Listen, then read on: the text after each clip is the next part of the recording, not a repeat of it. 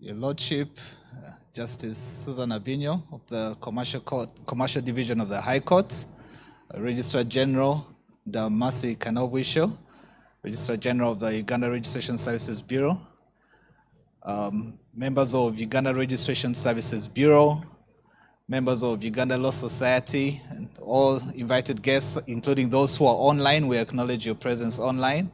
You are very welcome and good morning. Thank you for coming for this Intellectual Property Symposium. My name is Anthony Kakoza. I am the convener or chair of the Intellectual Property Cluster of Uganda Law Society, and we welcome you all. Good morning. It's not conventional, traditional, but I would nonetheless start us off with a prayer, if you don't mind. So, Heavenly Father, we thank you for leading us here this morning. We thank you for this day and the gift of life. We pray that you bless us and fill us with wisdom as we share and deliberate on matters related to intellectual property. In Jesus' name we pray. Amen. We'll have regrets from the president of the Uganda Law Society. He's not able to join us this morning, but we are mindful of time and we want to respect the time of those who have come in attendance as well as those who are online, and we'll be starting right away. My Lord, our theme is tailored around emerging areas of intellectual property. And the beauty about intellectual property is that it is ever evolving. Last year's intellectual property is different from this year's. New issues come up. Today we always talk about artificial intelligence. We're talking about the domain era and all those various things that excite us. But as they excite us, they also prompt us up because of the challenges that are in there. And these challenges are multifaceted because they embrace, of course, the academia that teach the intellectual property. They also embrace those who are out there in legal practice that are practicing it, that don't have all the answers. And equally, those within the judicial system that have to help to resolve these disputes as they arise. And the end users, who are as confused as the rest of us, that taking this intellectual property and without even knowing that what they're taking is intellectual property, so the infringements are always on the rise. So we call for symposiums such as this to address those challenges, to iron out how we can resolve them or at least attempt to resolve them. So very excited to have a workshop of that is cutting across the different stakeholders in the intellectual property realm. And with those few words, my Lord, I would like to invite you to make your presentation, and that thereafter we will have I think program starts with Registrar General. My apologies. I would like to invite the Registrar General, Madam Masi Kanobwisho, to make her presentation, and then thereafter we'll invite a Lordship.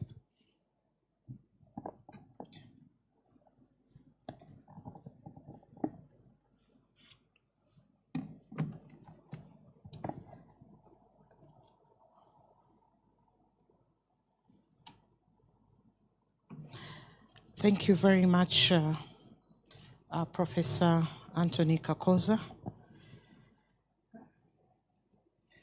Your Lordship, Justice Susan Abinyo, the representatives from the Uganda Law Society in the room and online,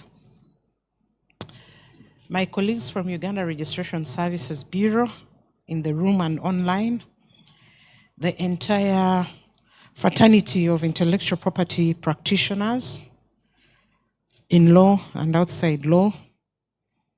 I greet you all in your respective capacities. I am happy to participate in this symposium of intellectual property by the Uganda Law Society Intellectual Property Cluster.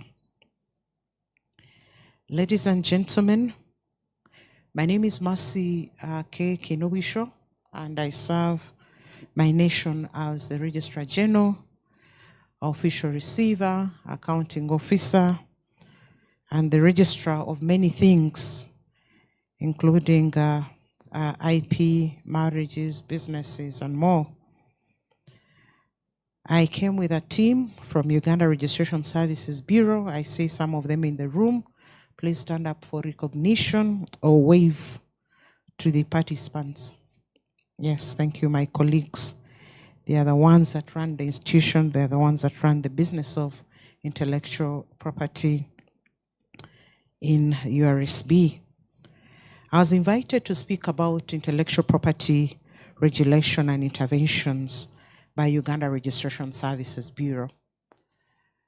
Uganda Registration Services Bureau is a semi-autonomous agency of the state, and it is in charge of many registers, over 30 registers that relate to business registration, company registration, documents registration, insolvency, chattels, marriages, intellectual property, to mention but a few. Specifically this morning, we'll concentrate on the registers that relate to intellectual property. Uganda Registration Services Bureau is also the National Intellectual Property Office of Uganda, is the National Copyright Information Center, and is also the coordinator of the National Intellectual Property Policy of 2019. Uganda Registration Services Bureau is mandated to register intellectual property, all intellectual property in Uganda, save for plant varieties that are under the Ministry of Agriculture. And we are under the mandate to register the patents, industrial designs, technovations, trademarks, geographical indications, traditional knowledge, copyright and neighboring rights, to mention but a few. And so if you need any information that relates to the state of intellectual property in Uganda, of course, the National Intellectual Property Office, which is URSB, is the custodian of this information. Honorable Chief Guest, our Justice, I felt that I should also take us back to where we started as the National Intellectual Property Office, because the Generation Z or Z may think that the IP office is an office of yesterday, and they may think we may not have sufficient laws and policies and relevant regulations. But we are here to tell you that Uganda Registration Services Bureau generally, or Uganda, has some of the best intellectual property laws on the globe. We have all intellectual property laws, save for traditional knowledge, which mention is in the copyright law and specifically relates to traditional folklore. And now we are formulating an independent law on traditional knowledge, a sui generis law. We must say that the principles are yet to be presented to the Cabinet of Uganda to approve the same. We have had laws since the 1910s. When you go back to our register, the first trademark was applied for in 1912 and was registered in June 1913. That marks over 100 years of trademark law in Uganda. But it started, of course, was registered under the Patents and Designs and Trademark Ordinance of 1912. The first geographical indication was just recent, because we have a law of 2013 whose regulations came in just a few years ago, and the first geographical indication was registered in Uganda in February 2023. My Lord, the first copyright registration was registered in 2008, and this was under the Copyright and Neighboring Rights Act of 2006, and the regulations there under 2010. The 2006 Copyright and Neighboring Rights Law replaced the 1964 Copyright Act. And it related to, it provided for registration. Under that law, the old law in copyright did not provide for registration of copyrights. But in 2006 and 2010, 2006 Copyright and Neighboring Rights Act and the regulations of 2010, one of the introductions was the registration component of copyright. We know that under the Berne Convention, under the international law, we are not mandated to, there are no formalities under copyright. So you don't have to register as long as it is original and it is expressed under originality under the law, especially copyright law. It's not that it has not been done anywhere. It means that it has been modified to fit your own unique presentation, and as long as it's not infringing. And so the 2006 law and the 2010 regulations brought in the new aspects of registration, but the law also provides it as an option. It's not mandatory to register. It provides that you may register your copyright for evidential purposes. And it is always important in the era of infringement, in the era of IP abuse, intellectual property abuse, it is recommended, highly recommended, that you register your copyright works, because you need to transact, you need to sign agreements, especially for the artists, for the film actors, for the app developers, computer applications. You need to have a certificate as conclusive evidence of ownership for you to transact with the big boys in the market or the big girls in the market, in the communication sector, and many others. So it's for your own good to register. So the first registration was in 2008. But somebody will ask, how come the first collective management society was in the 1980s, like UPRS? It was registered under a different regime. And so the first patent, when you look at the patent register, the first patent application was registered in, made in 1988 and registered or granted in 1984 in Uganda. And I have to discuss the first because I love history, I love research and the theories that are around there, and I will not go academic in that aspect since I'm also an academic person. So from the journey of 1912, 1911 to now, what statistics do we have? As far as the register of trademarks is concerned, we have about 60,000 registered trademarks. Patents from inception, from 1980s, from the first application, we have the local patents registered, that's 45. Utility models are 71. Industrial designs are 189. And the industrial designs law of the Industrial Designs, the Industrial Property Act of 2014 brought on board, replaced the UK Industrial Designs law, and we have 189 applications. We see so many applications from the local applicants, which is encouraging, and also the trademark register, we see an increase in terms of local applicants. The geographical indications, I already told you that we have only one. I think it's the Mountains of the Moon coffee geographical indication. So far we have one. And why one? Because the law, yes, is of 2013, but the regulations came in 2018.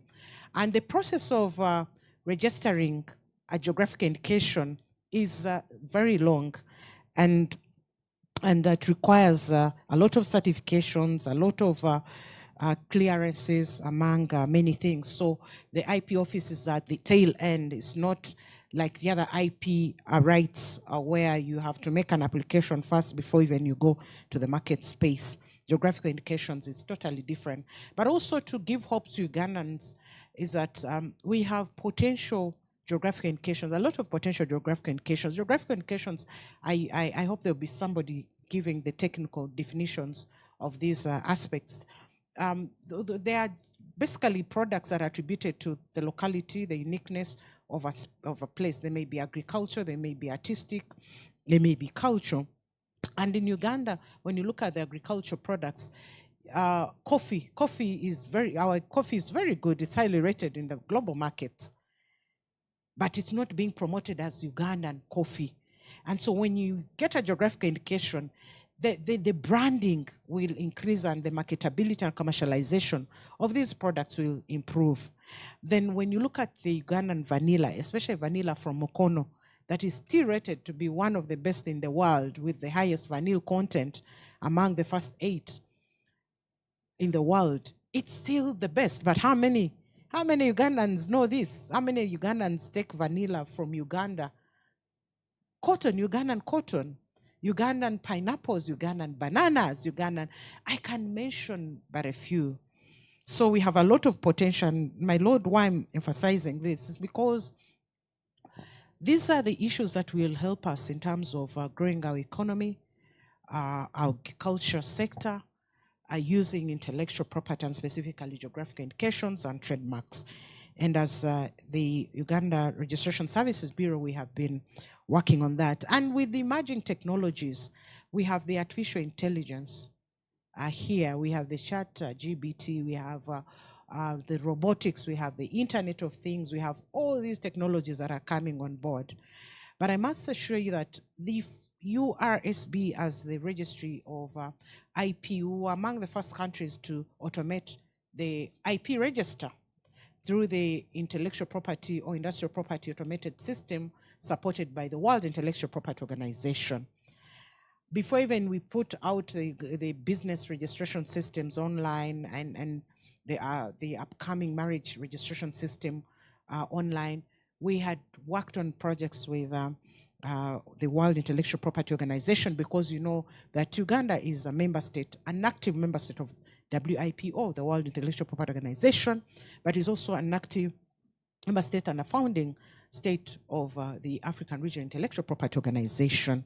And as such, we have commitments under the international and regional treaties concerning copyright. That's why we ratified most of the treaties under the copyright system, including the famous old Berne Convention, Marrakesh Treaty, the WIPO copyright treaties, and all those that are going to help us to regulate. And the good news is that just a few weeks ago, the Cabinet of Uganda approved the amendment of the Copyright and Neighboring Rights Act to upgrade in terms of the international compliance and regional compliance, as well as enhance enforcement and the penalties, but also the infrastructure of IP administration, specifically copyright. So that's also good news that we are working. We are not sleeping, we're working and working day and night to make sure that we are up to date.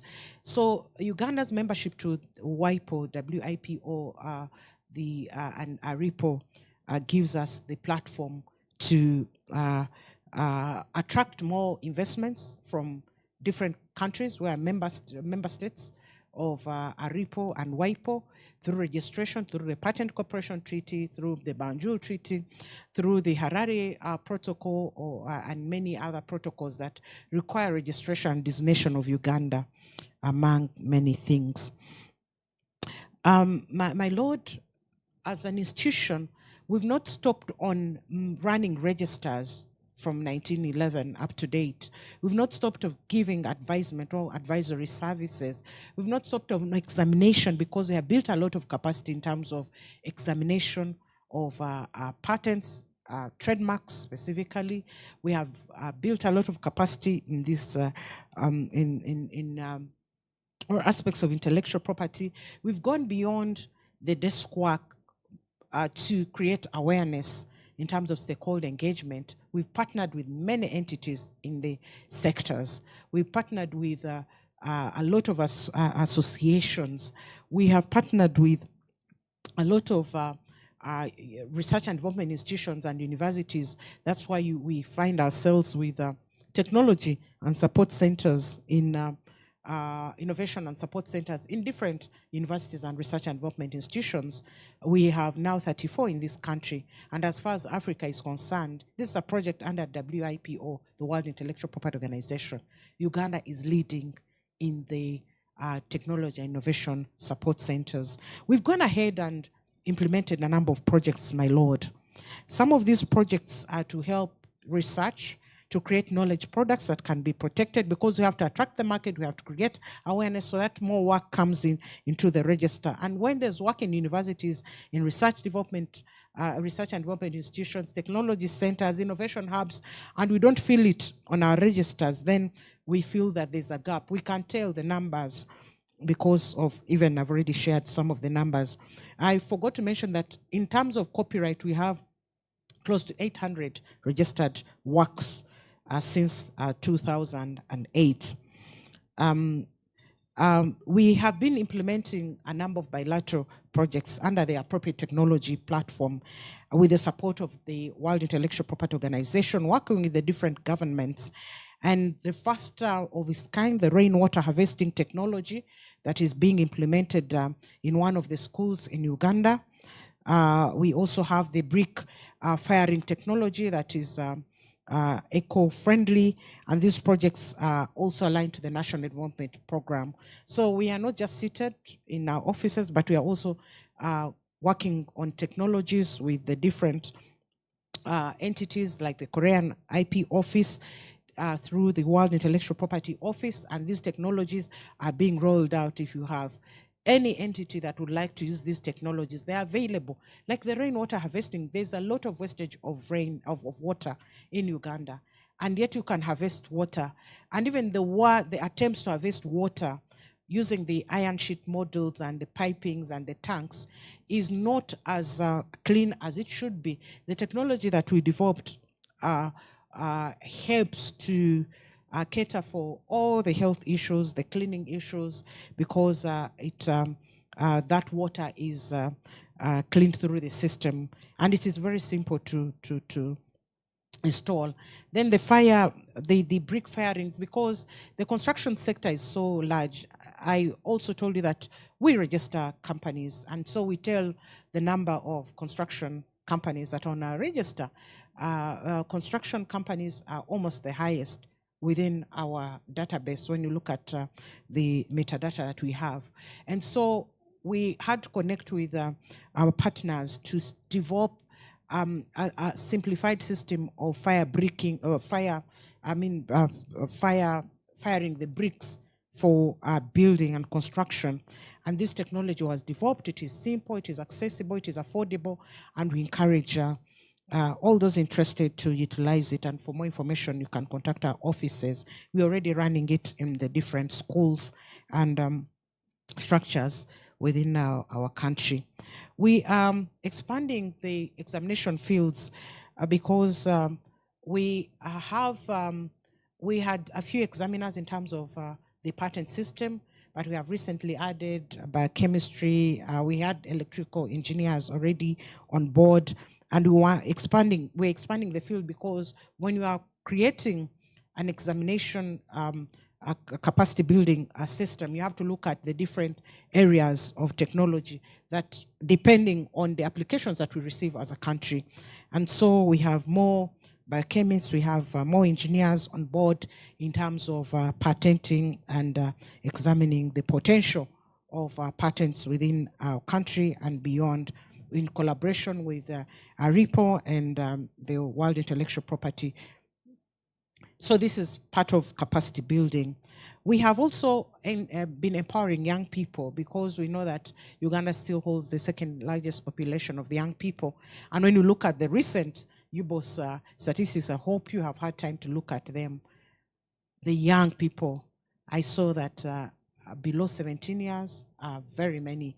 And so what we do with the young people, for us as URSB and as the National IP Office, we take those as opportunities.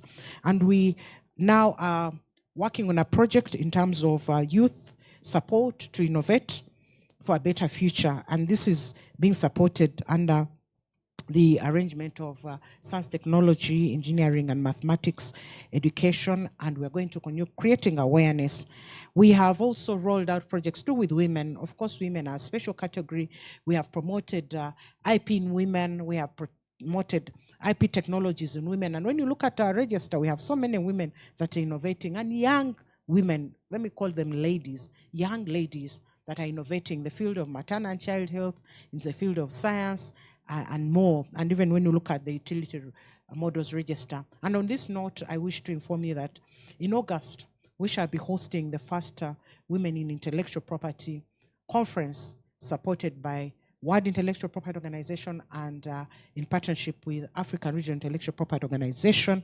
And we'll be inviting women and also men that support women, because I always tell people that we cannot work alone as women. We need men, and God was intentional. Otherwise, I would have created one gender. So we need you men to be part of us as we showcase our potential, but also to appreciate the men that support us, women in innovation. So you'll be receiving, I think you've already received some invites, and we'll be communicating to those that have not received. So we are running projects for women in innovation, running projects for empowering women, young people. But we have also looked at the consideration of people that are enabled differently. I know people call it people with disabilities, people with what, but people that are differently enabled. I always watch the channel on TV that shows born different. People are born different. It's not that they are disabled. They are born different. They are uniquely enabled. And with the Marrakesh Treaty, which we ratified and we are going to domesticate in the upcoming copyright and neighboring rights law, we have worked with the National Association for the Blind or Visually Impaired Persons. We are promoting access to protected materials in terms of copyright, because the copyright law as it is does not provide exceptions for the print disabled people or visually impaired persons. But through the Marrakesh Treaty ratification that we made many years ago, and we are domesticating, it will enable visually impaired persons to access protected materials without acquiring any special licenses. With regard to also IP education for young people, we are working on a project also with the World Intellectual Property Organization, where we're going to promote IP in education. We call it the IP in the box, in a box. This is more of a gamification of intellectual property in education. When you look at other developed countries like China, Japan, they teach intellectual property at the youngest level from kindergarten. And many young people create, and by the time they become adults, they're billionaires because they have acquired their IP, they know what it is. But when you look at our societies, our children are not mentored in that space, and we are starting mentorship spaces for young people in terms of IP in education through gamification. And these board games will foster cognitive skills such as decision making, strategic thinking, and problem solving. And this takes me back to when we were growing up. We used to play a lot of games, a lot of board games, a lot of snakes and ladders. What other games were there? Who can remind me? Ludo, all those games, even Kwepena, all those dodgeball, the girls know it better. And these games have since gone, and we are now trying to bring innovations that relate to intellectual property, and we believe that they will revive the strategic thinking and problem solving skills. But also there's a game that you're missing, the chess, the board games, chess, as well as the cards that were demonized. I don't know, our parents never wanted us to play cards. I don't know why. The mueso, all those things, those help in strategy. I play a lot of those, and especially pool and snooker.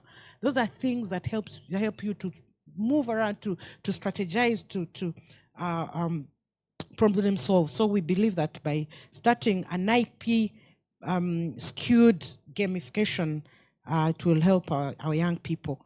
And I already mentioned something on traditional knowledge. Traditional knowledge, my lord, is knowledge that is attributed to our cultures, our traditions. It may be traditional folk songs, may be attires, may be recipes, it may be artistic impressions, or pots, calabashes, traditional medicine. Traditional knowledge is so broad. And traditional medicine, I mean, we are good at this. But ask me any hospital or any database that you can go to and get all this information. It's not there. And as an IP office, we've been working with WIPO to ensure that this knowledge is preserved, because the people that hold it are leaving us, our grandparents. How many of you still have grandparents in the room? How many of you still have grandparents? You see, only 2 hands. How many of you have great-grandparents? I mean, it means that the people that have this knowledge are leaving us without recordation. So we are starting on projects on recording some of this information in terms of traditional medicine, in terms of folklore, traditional music, traditional attires, so that we don't lose our cultural expressions and the genetic resources, among others. And through our partnership with WIPO, we have made strides. And we know that in Africa, we have the Swakopmund Protocol also that promotes the preservation and protection of traditional knowledge. My Lord, trademarks are the biggest thing in Uganda. When you look at the register, they're the most, with statistics, they're the most utilized intellectual property. And we've been working with different sectors and to promote trademarks, but we feel that we should also bring out where we have a lot of strength in terms of the utility models and industrial designs, because we have so many products that require packaging that have 3D impressions or 5D now, and many others. My Lord, we have had a challenge in terms of copyright, whereas we have good laws and policies, and the human capacity, especially in URSB, very qualified practitioners.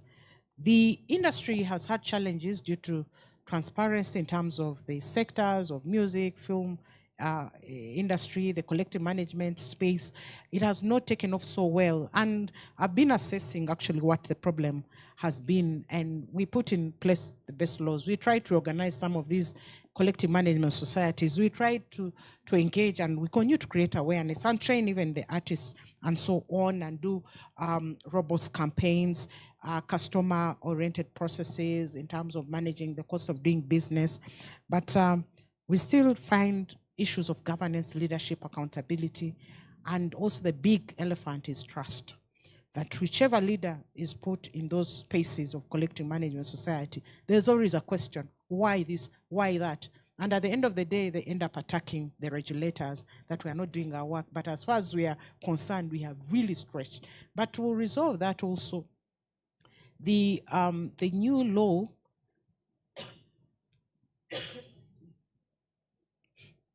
has given us the platform to create an independent copyright and neighboring rights department within URSB. The current, yes, we have human capacity challenges. Thank you, Ajit. I didn't know you're a gentleman. Sorry, I'm putting you on spot. I think we're online now. So thank you very much. So the capacity spaces, the demand is too big. Copyright is the biggest IP in terms of coverage, because copyright almost protects everything in the different sectors, as long as its eligibility is listed in the Copyright Act. And we've been allowed to create a different department. We separate copyright from intellectual property department, because it's been like a neglected kid and not given a lot of attention. And by creating a separate copyright department with about 30 staff, we believe that it's going to have a lot of mileage and visibility, my Lord. My Lord, as I move to conclusion, I'd like to appreciate the Uganda Law Society for inviting us and for the long-standing partnership. But I also like to appreciate the fact that Uganda has a legislative and policy framework that is intact and continues to reform, and we've been updating our laws. We have a good enforcement infrastructure, and this has enabled us to enforce intellectual property in terms of dealing with the offenders, the IP thieves. And we thank the courts of judicature for hearing these matters. And thank you also for your specialization in IP. We appreciate the good work that you're doing and your passion for the same. My Lord, we work with the DPP to handle these enforcement matters. We have an enforcement unit at Uganda Registration Services Bureau that is manned by policemen and women, that any notification of any infringement, we move into action with the network of the whole police force. They have been trained, and this is an office that has been on since 2017. They have saved over 30 billion equivalent to Uganda shillings from the infringing goods, which are also destroyed in accordance with the laws and after court has given orders. So we have a robust enforcement system because we work with Uganda Police that sits within our offices, and the DPP has also extended powers of prosecution to the registrars or the lawyers of URSB because we were experiencing delays and capacity issues, but the DPP, under the law, gave us the powers to prosecute. So we have lawyers that are registrars, but that are also prosecutors. I think, Lutunda, you're one of the prosecutors. Who else is a prosecutor? Yes, about 7 and 8 of them. So it has eased the enforcement platform. We appreciate the courts of judicature. We appreciate the principal judge that has been supportive and the chief justice. We collaborate with law firms as well and the Uganda Law Society. We have been promoting a lot of awareness because awareness is not something that we're about to give up. And when you look at the National Development Plan of Uganda 3 and even the 4 that is coming, community mobilization and mindset change, there's a lot of community mobilization that we need to continue doing because there are always new people that are coming in the field. There are those who have been there and maybe have need to know more because they are every time they're emerging issues, and that is why even the theme of this conference or symposium relates to some of these emerging technologies. So it is continuous, training is continuous, and we'd like to grow the IP cluster, my Professor Kakoza, and through my Lord. We still have a few practitioners in terms of intellectual property. Let's grow the training programs. Let's partake of the training programs that are available under the World Intellectual Property Academy. There are free courses that you can log in and do anytime.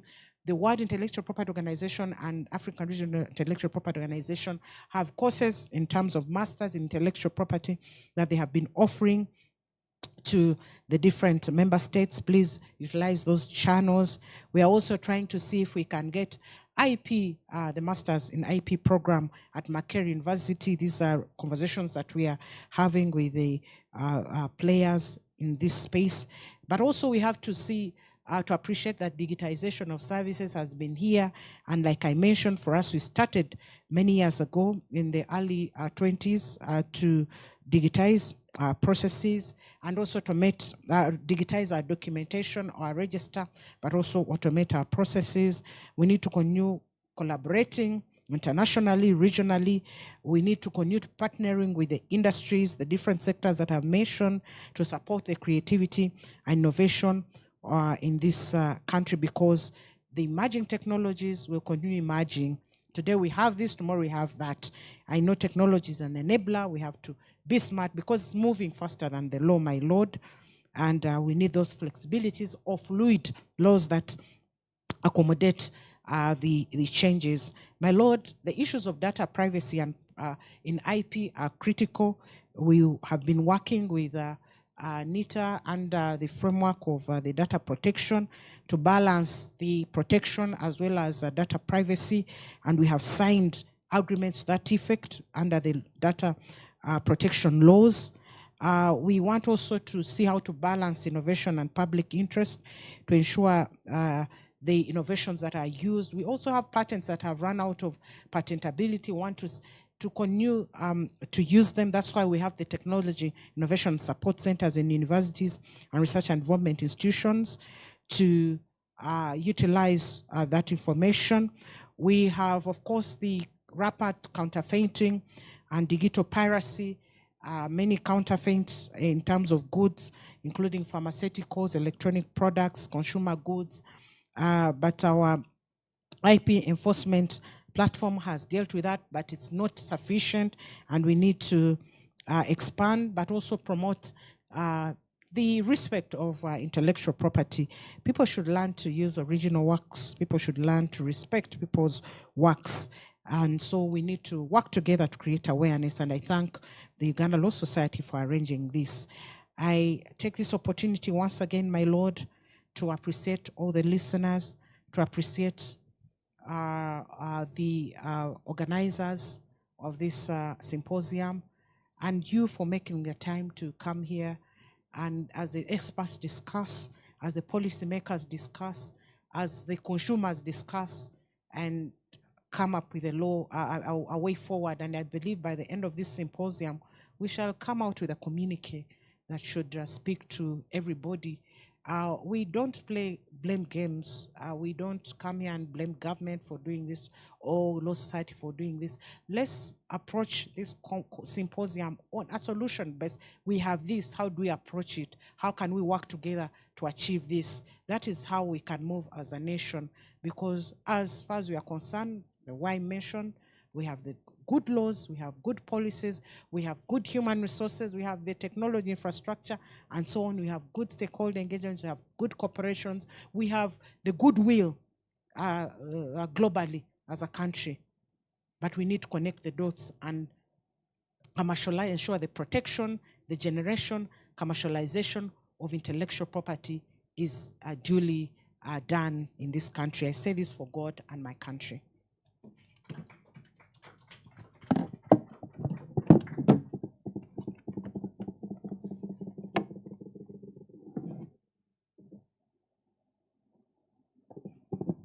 Thank you very much, Madam Mercy Kanowisho. Please, another hand of applause.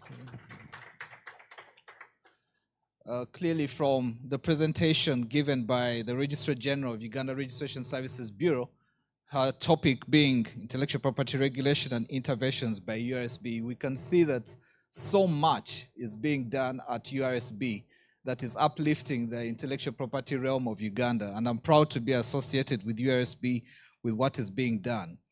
In summing up her presentation, we can see that IP is growing, awareness is growing, and with that, new challenges also come up, especially where enforcement is concerned. The Registrar General has mentioned how the IP branch of URSB has a separate office in the works for copyright, but also a prosecution of IP through a partnership with the DPP's office. And with all that, as we're trying to address the infringement issues and enforcement, it is, of course, timely that we could also get to listen to where the judiciary falls in on such matters. So we're honored to have with us Justice Susan Abinyo. We respect the fact that it was a short notice invitation, but we're very honored that you were able to come through that invitation. And her topic is going to be on intellectual property enforcement, understanding the parameters in evaluating damages. My Lord, you are very welcome.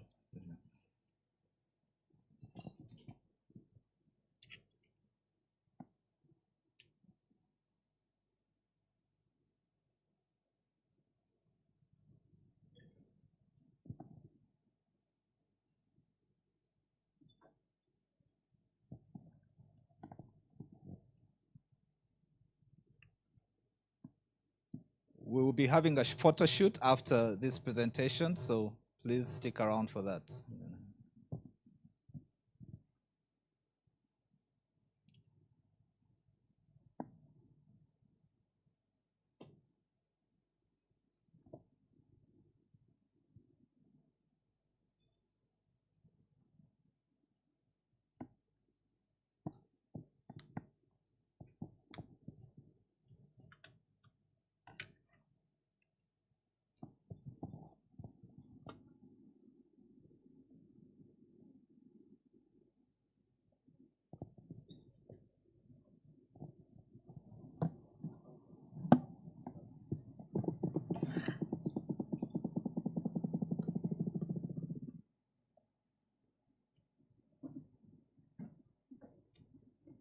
like to adopt the protocol that the Registrar General laid this morning. I would like to adopt the protocol that the Registrar General laid this morning, and I also want to thank the Uganda Law Society for giving me this opportunity to share my experience in this area where I really have great passion. My topic is there, and it is basically a keynote presentation.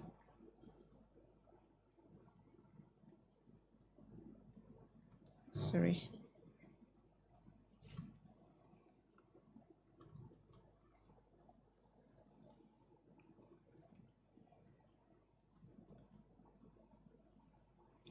Yes, it's basically a presentation, a keynote presentation in intellectual property enforcement, understanding parameters in evaluating damages.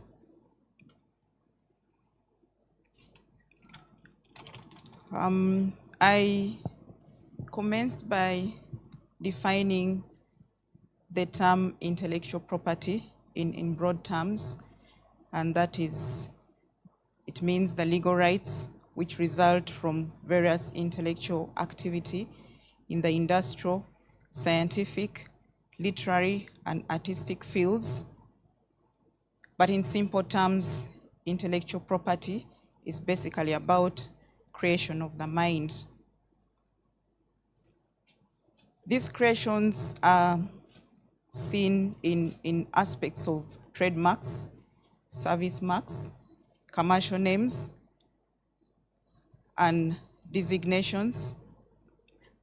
The definition of a trademark is indicated there. It means a sign, a mark, or a combination of signs or marks capable of being represented graphically and capable of distinguishing goods or services of one undertaking from those of another undertaking. A sign or a mark includes any word, symbol, a design, a slogan, a logo, sound, smell, color, a brand label, a name, signature, a letter, a numeral, and any combination of these capable of being represented graphically. Creation of the minds are also reflected in what we call inventions, and these are patents. An invention basically means a solution to a specific problem in the field of technology. It may be, or it may relate to a product or a process. Industrial designs is one component, and earlier on, the Registrar General actually gave us a very good illustration of the law and how industrial designs have been registered at the Uganda Registration Services Bureau. In the legal sense, an industrial design constitutes ornamental aspect of an article. It may consist of three-dimensional features, such as a shape, and two-dimensional features, such as patterns, lines, or color. The visual appeal is one of the considerations that influence the decision of consumers to prefer one product over another, particularly in areas where you find there's a range of products performing the same function and they're available in the market. It is this aesthetic appeal from the different manufacturers, together with the cost, that will determine the consumer's choice. So therefore, the legal protection of industrial designs serves the important function of protecting one of these distinctive elements by which manufacturers achieve market success. In doing so, by rewarding the creator for the effort which has produced the industrial design. Legal protection serves as an incentive to the investment of resources in fostering the design element of production. The other component of intellectual property is on scientific discoveries. The definition is there as per that treaty. We also have literary, artistic, and scientific works, which are under the branch of copyright. And that is the definition of copyright. It's basically an exclusive right to do or to authorize others to do certain acts in relation to literary, dramatic, and musical works, artistic works, sound recordings, films, broadcasts, cable programs, and published editions of works. The law on copyright further provides for the protection of auxiliaries. The auxiliaries, of course, help in the dissemination of such works in respect of their own rights, and these are rights related to neighboring on copyright. These are performances of performing artists, producers of phonograms, and broadcasting organizations. They are referred to as neighboring rights in our law.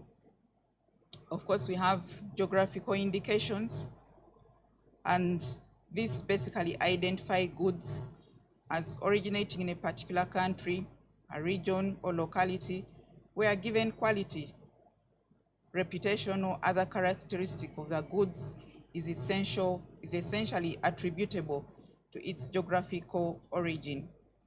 This morning we heard from the Registrar General about the good vanilla that we have. I actually didn't know.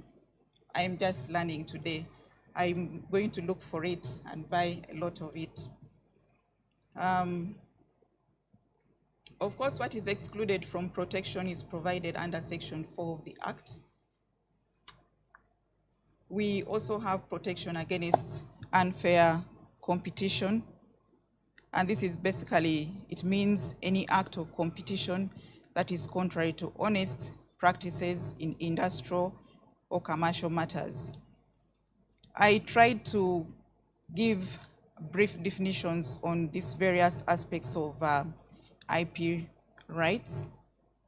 Enforcement is basically an act or process of compelling compliance with a law. It's a mandate, it's a command, it's a decree. It is notable that not all creative works or activities are recognized by law. It is only those rights that are protectable and enforceable, that are enforceable as against the party who infringes upon the said rights. So what am I saying here? Not every activity that is a creation of the mind is protectable. What is protectable is what is enforceable according to the law. I'll give, in general terms, the protected works, the various activities that I have just, intellectual activities that I have indicated above are protected, and those rights are legally recognized by way of registration. And registration, of course, is done when the formal requirements have been met by the applicant. As earlier on indicated by the Registrar General, this registration is done nationally, regionally, and internationally. I will skip that part. What is infringement in IP? It's an act that interferes with the exclusive right of the owner. What amounts to infringement of a particular intellectual property right is governed by the law applicable. The claimant is required to adduce evidence to prove the allegation of infringement. And of course, this goes with the provision of the law of evidence that whoever alleges a given fact and desires court to give judgment on any legal right or liability dependent on the existence of any fact has the burden to prove that fact, unless it is provided by law that the proof of that fact shall lie on another person. infringement of trademarks. This occurs where a person, not being the owner of the trademark or authorized by the owner of the trademark, uses in the course of a trademark identical to or resembling it in relation to goods or services identical or similar. The most important aspect here is the likelihood of confusion. And the test of infringement, which is the likelihood of confusion, is actually the probability that a consumer in that relevant market will be confused or deceived and we believe that the infringer's goods or services come from or are authorized by the actual owner. Of course, legal remedies are available once these protected rights have been infringed upon. They range from criminal offenses, and I'm glad that the Registrar General informed us that they have a fully fledged Department of Investigation and Prosecution within URSB. So I know that with the criminal offenses, they are able to prosecute these matters. There are also other remedies, civil remedies available for infringement of trademarks, and this range from injunctions. They could be interim or temporary or permanent. We also have the Anton Pillar orders, damages, account of profits, delivery up, and costs of the suit. It is noteworthy that a person may not institute an action for an unregistered trademark to prevent or recover damages.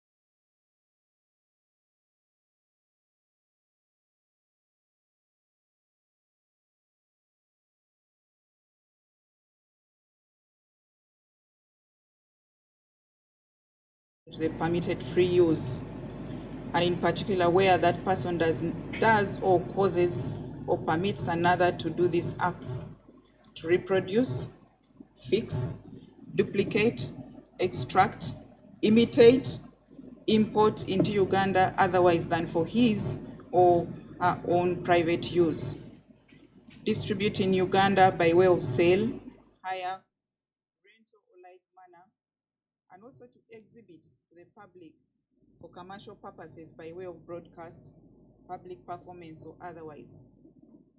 It is notable that once fair use is established by any person using a protected copyright, then infringement is excused. Of course, once there is infringement, civil remedies are available as provided under Section 44, and criminal offenses and penalties are provided under Section 46 of the Copyright Act, and that is capped to 222. Infringement of patents. Of course, we know the scope of patent protection is determined by the terms of the claims, and where these inadequate drawings and description included in the patent may be used to interpret the claims. Infringement, of course, infringement involves the unauthorized exploitation of the patented invention by a third party. In order to establish infringement, the patent owner must prove the following: that the prohibited act must have been done after the publication of the patent application or issuance of the patent where no early publication occurred. That the prohibited act must have been done in the country where the patent has been granted, and that the prohibited act must be in relation to a product or process falling within the scope of the claim of the patent. That is provided under Section 99 of the Industrial Property Act, which is now Cap 224. Of course, once infringement is established, the available remedies are an injunction, damages, and any other civil remedy, depending on the nature of the claim.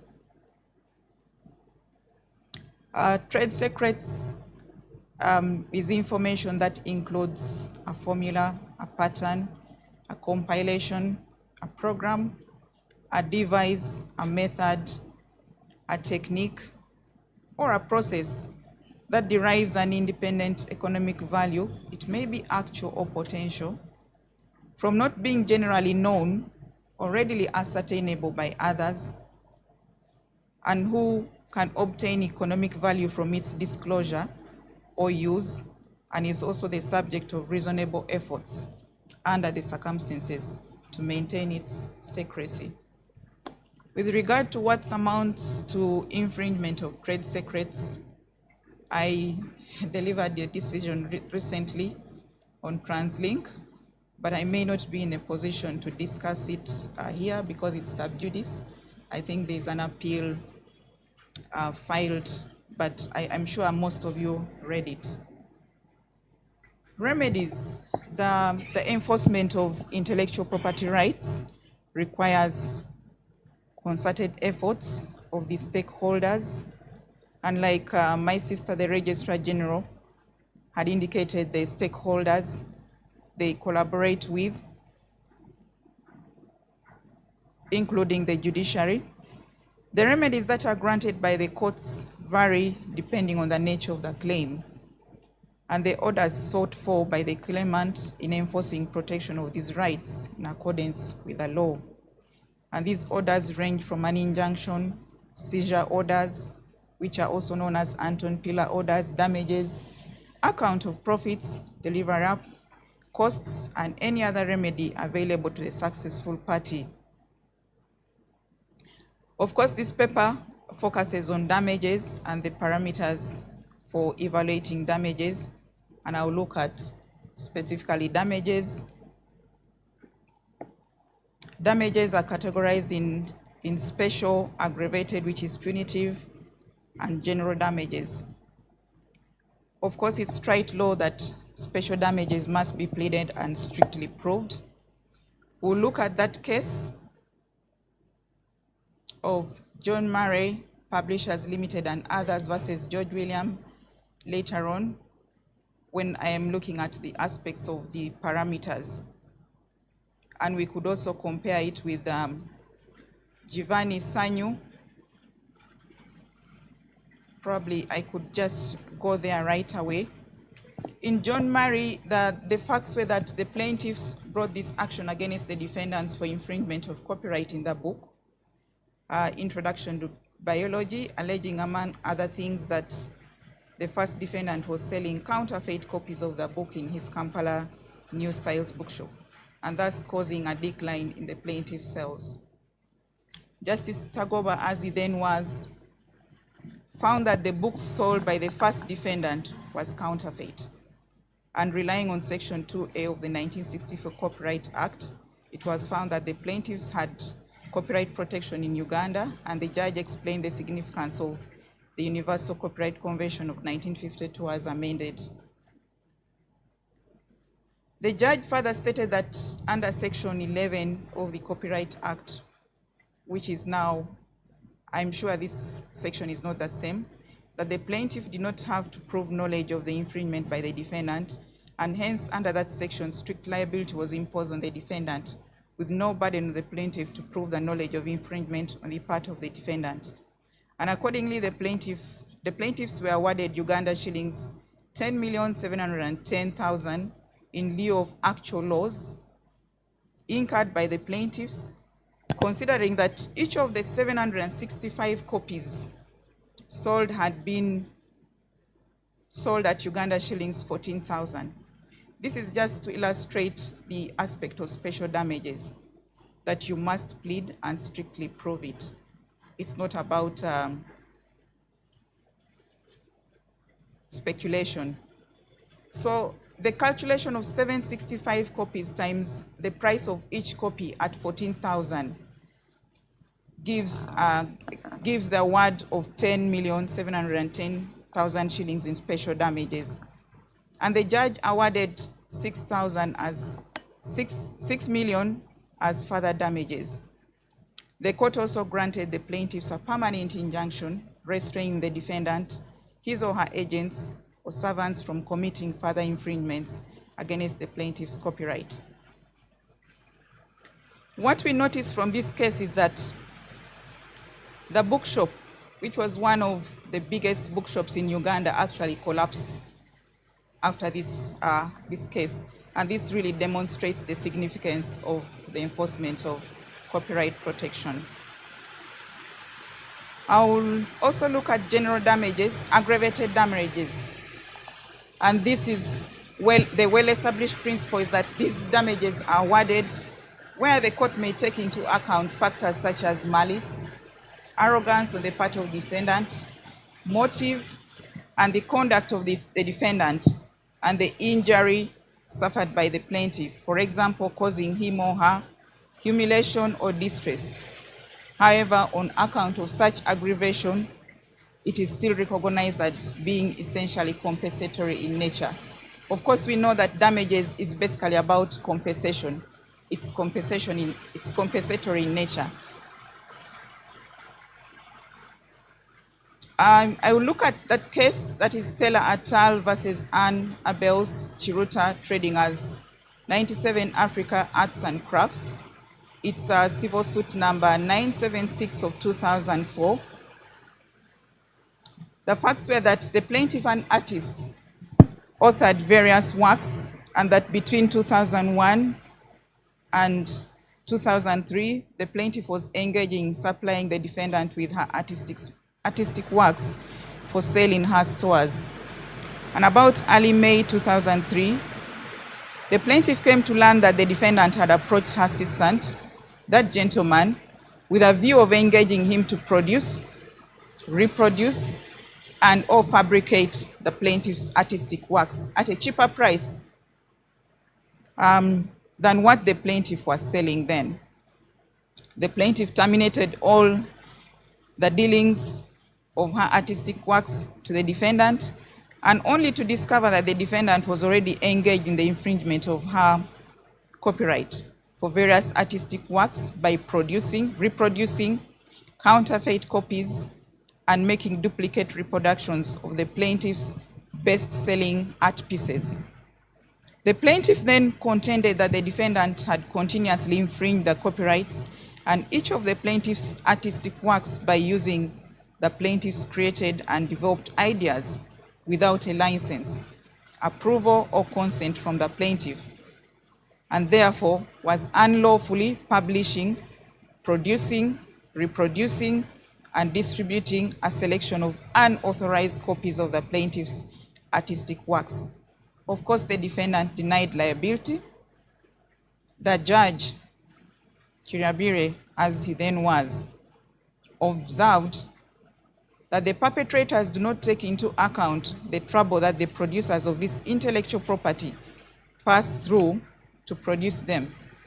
So when they are told that they are infringing, their refusal to stop can only be referred to as impunity. And for such infringement, where the infringer is making a financial gain from this breach, exemplary damages would be appropriate. And in that case, the judge awarded exemplary damages of Uganda shillings 5 million and general damages of 5 million. Of course, again, we notice that many Ugandans are involved in making of artistic works for a living. And indeed, this case illustrates the need for protection and enforcement to enable them to reap big from their intellectual efforts and to promote further intellectual activities. It is also notable that in the word of damages, especially in regard to exemplary and general damages, save for special damages, which must be pleaded and strictly proved, the judges exercise a lot of discretion. And of course, it's settled law that such discretion must be exercised judiciously. However, there are still disparities on the quantum of damages, even where you find the cases have circumstances that are similar. You may find in case A, the award is not the same as case B, but the circumstances are similar. So what am I talking about? Sometimes we are talking about emerging practices in IP for good practice of the bar and the bench. When you look at this case of Javina versus Sanyo, in this case, actually the judge did not award special damages because the judge made a comment that this information was not actually availed by counsel for the parties who were before court, and therefore that the award of special damages was not given. Generally speaking, the parameters in evaluating damages vary depending on the circumstances of each case. For example, a complainant in a criminal case may, upon conviction of the accused, decide to file a civil suit to recover damages. And the court may look on and the evidence adduced to award damages.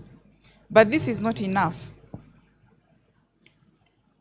At the time of time is also of essence in a contract is paramount. For example, you may have a product that was to be supplied, and then it is not supplied in time, and this person wants to capture the market at that time, and because the product was not supplied in time, there is loss. Probably this person loses business.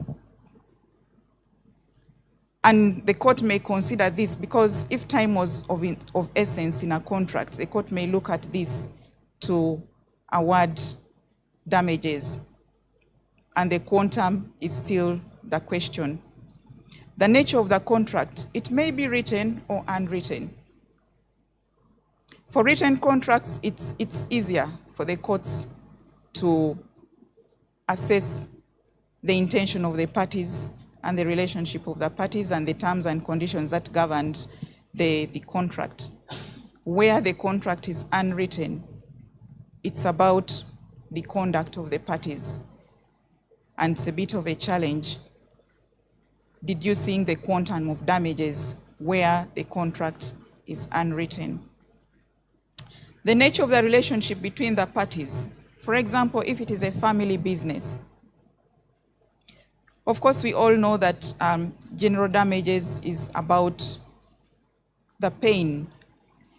There's no measure for it, but we look at factors as the suffering, the pain, the mental anguish. And you may ask yourself, how do you measure mental anguish? How do you measure pain? How do you measure suffering? And that takes us back to the discretion I was talking about earlier on. Discretion, which must be exercised judiciously. And of course, as members of the bar, we implore you, and your role is to avail to us information that pertains the conduct of the parties, that pertains the kind of suffering. In most cases, you look at the pleadings, and it is basically pain, suffering, anguish, mental anguish.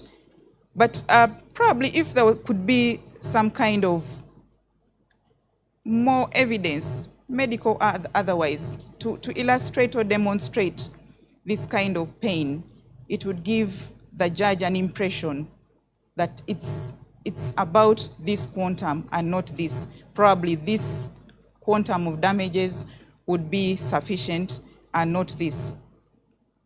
And of course, when it involves a family business, you can imagine the trust that is involved.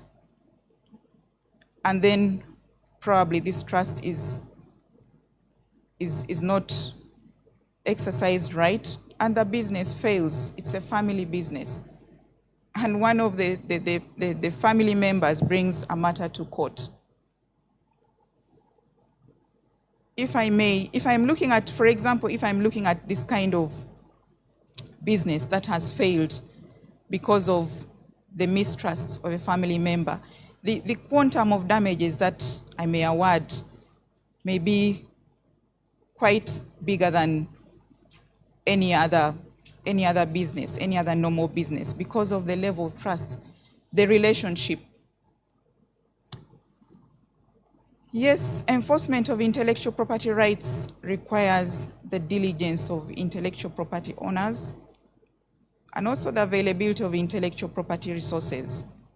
For example, the physical resources, as the Registrar General has talked about, that are available at the institution. And then we have the members of the bar, the lawyers, the attorneys. In her remarks, she actually indicated that there are few lawyers, but also at the bench, there are few judges with specialty in this area. And of course, with the training, we know that many stakeholders can come on board. And of course, access to an effective justice system is paramount for the enforcement of intellectual property rights. The benefits of intellectual property protection cannot be underscored in our daily lives. She talked about the vanilla in Mukono. The communities we live in and the development of the economy in its entirety is an aspect that is of great importance when we protect these intellectual property rights. And therefore, it is our responsibility as stakeholders to ensure that these rights are protected by enforcement of the law. I want to thank you all for listening to me, and I want to thank Uganda Law Society for inviting me to make this keynote presentation. Thank you.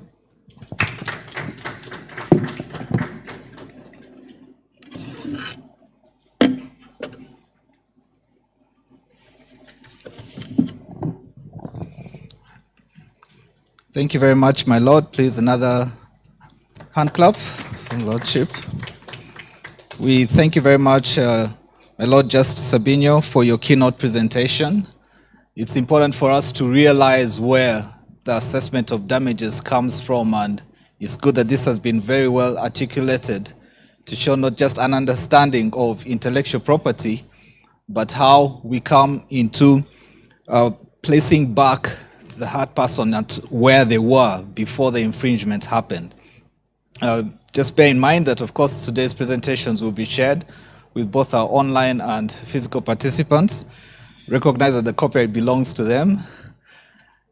We have about 60, at least the last time that we checked, we had 60 people online. We want to recognize those who are present online. They're now 70. Okay, we have 70 people online. We recognize their presence. They're all very special, as well as all those who are in physical presence here are also very special. But nonetheless, we want to also give special recognition to particularly Senior Counsels, Mr. William Biarhanga, Senior Counsel and former Attorney General, who is online. Mr. Andrew Kasirye, Senior Counsel, former President of the Uganda Law Society. Professor David Bachivinga, from School of Law, Makerere University. Mr. Matthias Sekatawa of Max Advocates, and also our renowned musician come intellectual property lawyer, Mr. Silva Chagulani. So special recognition goes out to all those. Ladies and gentlemen, we're keeping within time. We would like to now have a short break, starting with a photo shoot. We'll be guided by our colleagues who have the high-tech cameras where we should have the photo shoot. I think it's raining outside. Would it be inside or within the corridors? Okay. And then after that, we'll have a short break of tea, and I'll hand over to my colleague Esther to moderate the next session. Thank you very much.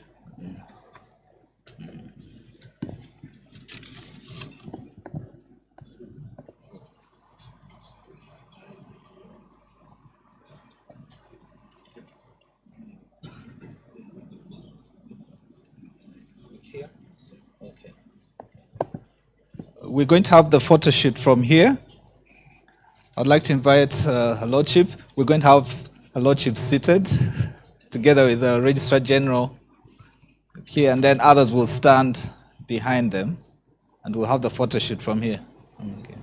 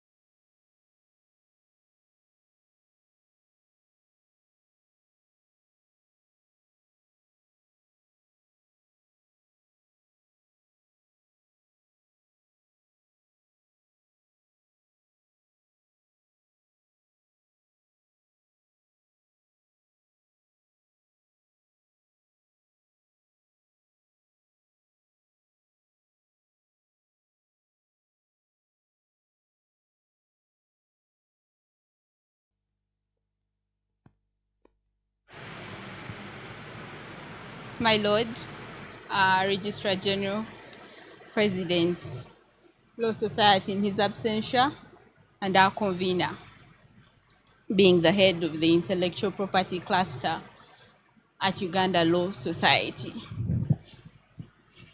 Thank you for the wonderful presentation we had in the morning. It was quite intense, and for the Gen Zs and Gen X that you mentioned, I think we get to appreciate the fact that it's not now that intellectual property has indeed started, and we should stop calling it an emerging trend, I guess. Thank you. That was quite helpful and good. As we move into our next session, a few housekeeping rules will be in order.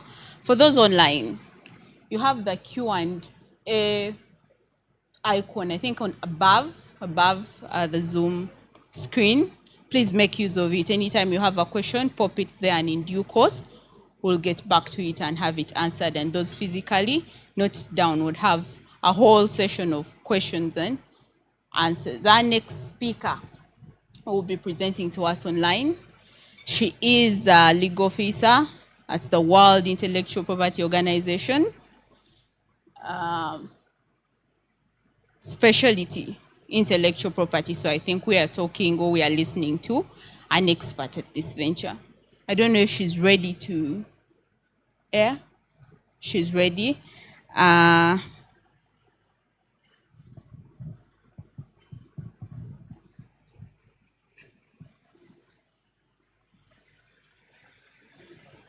Okay. Miss Grace, I think we're ready for you. The floor is yours. She'll be presenting on navigating global intellectual property roles and basically introducing us to World Intellectual Property Organization.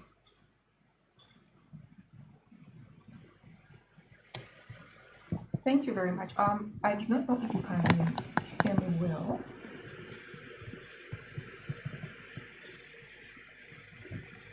I also cannot start my video. Thank you. I just would have to give me that permission. I think if you said something back, it would help to hear that, to know that I can hear you.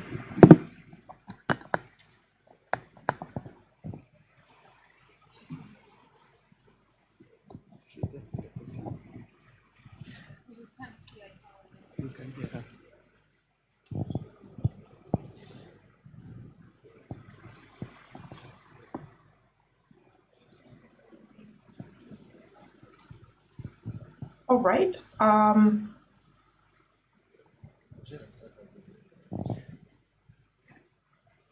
You can now start your video.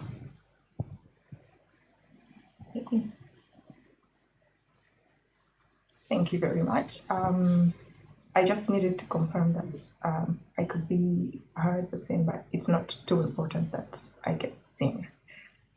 I can share my screen.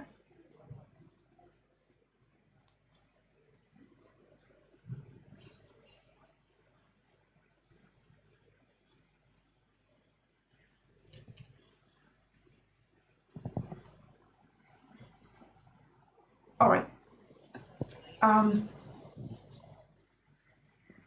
At this point, I'd like to thank the previous presenters before me. Mercy is my mentor, so to speak. And of course, we were graced by her ladyship, who's delivered many IP decisions. So it's great to be here today. Shortly before I joined the World Intellectual Property Organization, I was practicing IP in Uganda. So IP is a great passion of mine. And currently, I sit with the IP and Innovations Ecosystem Sector of WIPO, which houses the WIPO Judicial Institute. And as you can imagine, innovation sector, and as the previous presenters hinted, IP didn't just happen to us today. It's ubiquitous, it's everywhere and in everything. And as a sector, we take care of many things. IP for business, we house the WIPO Arbitration and Mediation Center, we take care of IP and innovators, Of course, we take care of judiciary, that's the justice system, and we also take care of economics and data analytics. So if you've been seeing the WIPO report on innovation and the like, all the stats, if Ugandans are patenting, if they're creating, that would be this sector. Today, though, I wear the hat of bringing to you work specifically by the Judicial Institute, but even more thinly, WIPOLIX. When you hear the Judicial Institute, you might think, what does the Institute do, so to speak? So it's a hub for judicial justice across the world. So we house what's called the Judges Forum, where judges come together, share views and experiences on how to make IP enforcement better. We work on publications for judiciaries or justice systems. We strengthen capacity building, so we tailor training programs for judges, magistrates, IP officers, and we also house WIPOLIX.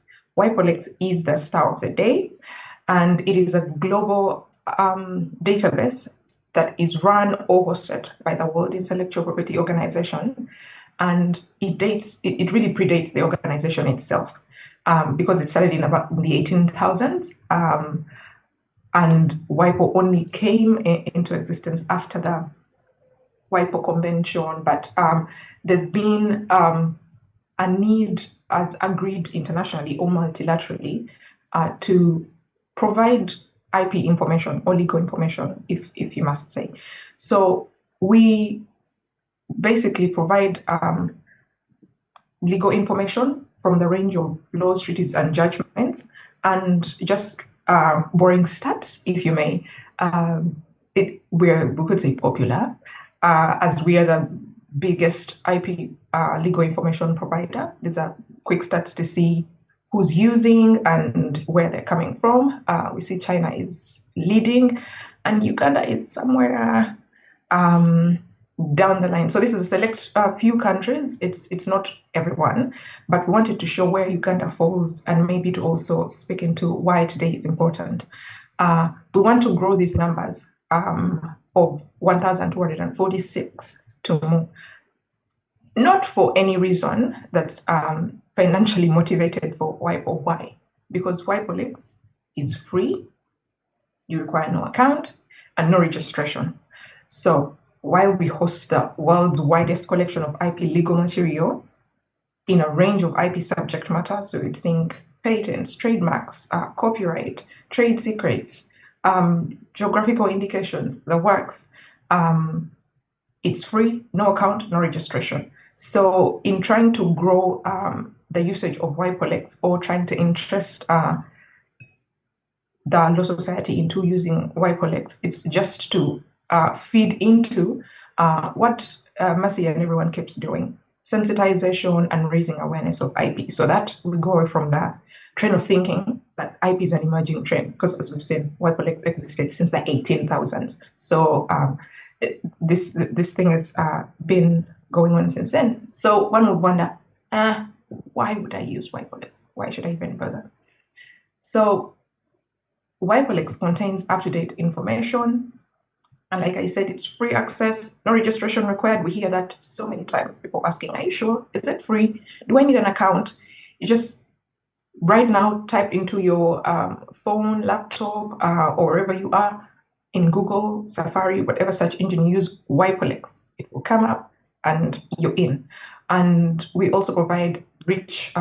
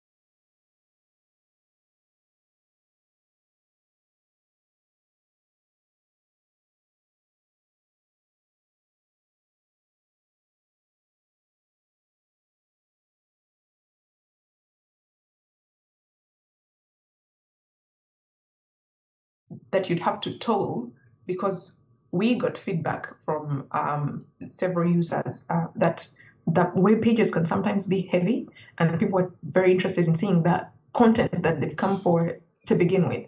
If I'm looking for a law, I want to see that law as the first thing. If I'm looking for judgment, I want to see it there, and then if it's a treaty, yeah. So to make this a simplified view, there are some features that you as the user would have to take the interest in.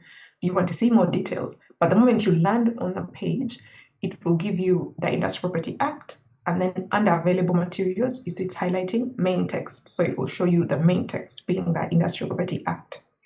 If you want to see the further details, and you toggle on that details bar, and it will drop down to show you the Yao version of the text, the date types.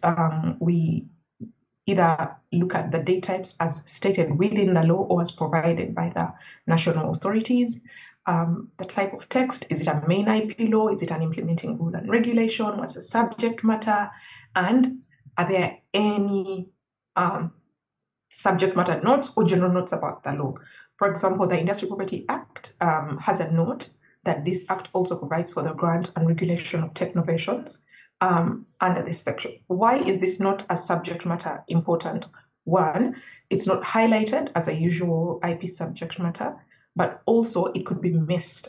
So you want the user to be able to see it, but this is an optional view. Should the user want to see the details, you'll click on and you'd see the red detailing.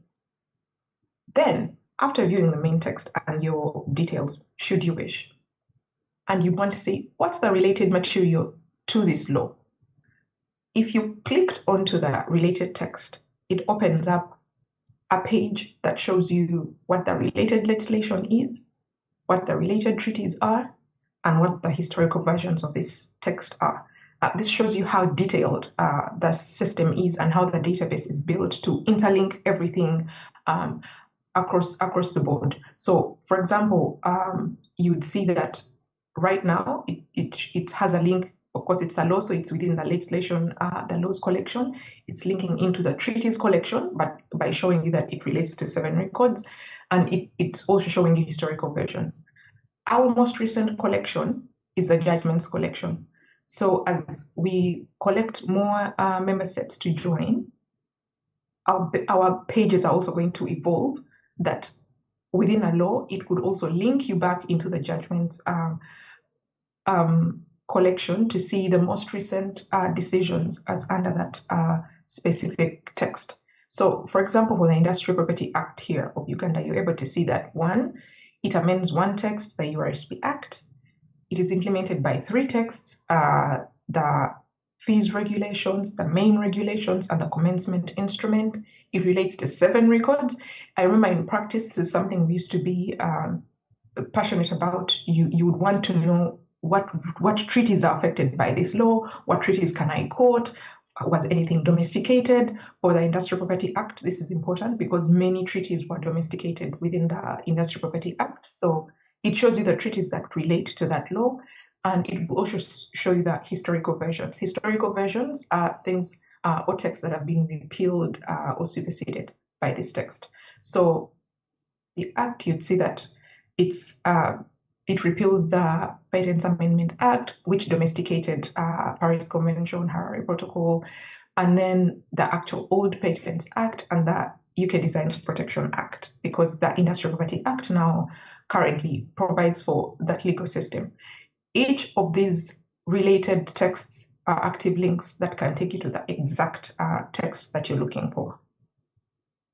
So if you want to see a law, sometimes would wonder, is it just a PDF? Is it HTML? When we have good quality documents, PDFs, we always provide an HTML. And why is an HTML important? Because it's good for machine translation. Why is machine translation important? Because someone might be viewing the Uganda Industrial Property Act from China, and they need to translate it into Chinese, or they could be reviewing it from Russia and they need to read it in Russian. So all the pages to begin with are provided in the 6 standard UN languages: English, French, Spanish, Chinese, Russian, and Arabic. That's the pages, but the texts themselves, the attached documents, for example, the Uganda laws are in English. The only other way to make them available to everyone else is to have HTMLs that can then be used for machine translation. And you can see here, this Ukrainian law is translated into English, and then you can see that it's a copyright law of Ukraine. So that's the laws collection. It will contain laws from 200 member states, member profiles. So that's states and regional organizations like the Andean Community, the EU, and OAP. Because the Africa Intellectual Property Organization, the Franco part of Africa in IP, is a block jurisdiction or territory for territoriality principles and IP. The WIPO Treaties collection, as you might imagine, has treaties that are main IP treaties and IP-related treaties.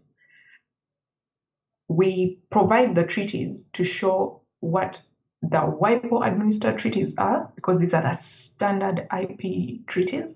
So currently there are 26, and I say plus one because a couple of months ago, a 27th treaty was signed. I don't know if many of you are following, but we have a new treaty on TK and genetic resources that are linked to patents. So we have a 27th treaty that's WIPO administered, and over 200 other IP-related treaties. So the treaty might not be directly related to IP, but if it's IP-related, it's also within the treaty. Remember, we said you could browse by jurisdiction, do a full text search, or go to do an advanced search to see what the treaties are. So what's the treaty information, or what's the information in the treaties collection? They're contracting parties, territorial notes, and we have what we call WIPO treaties preparatory documents. Why are these important? So territorial notes will usually tell you what a territory might, say about a treaty. Is it a reservation?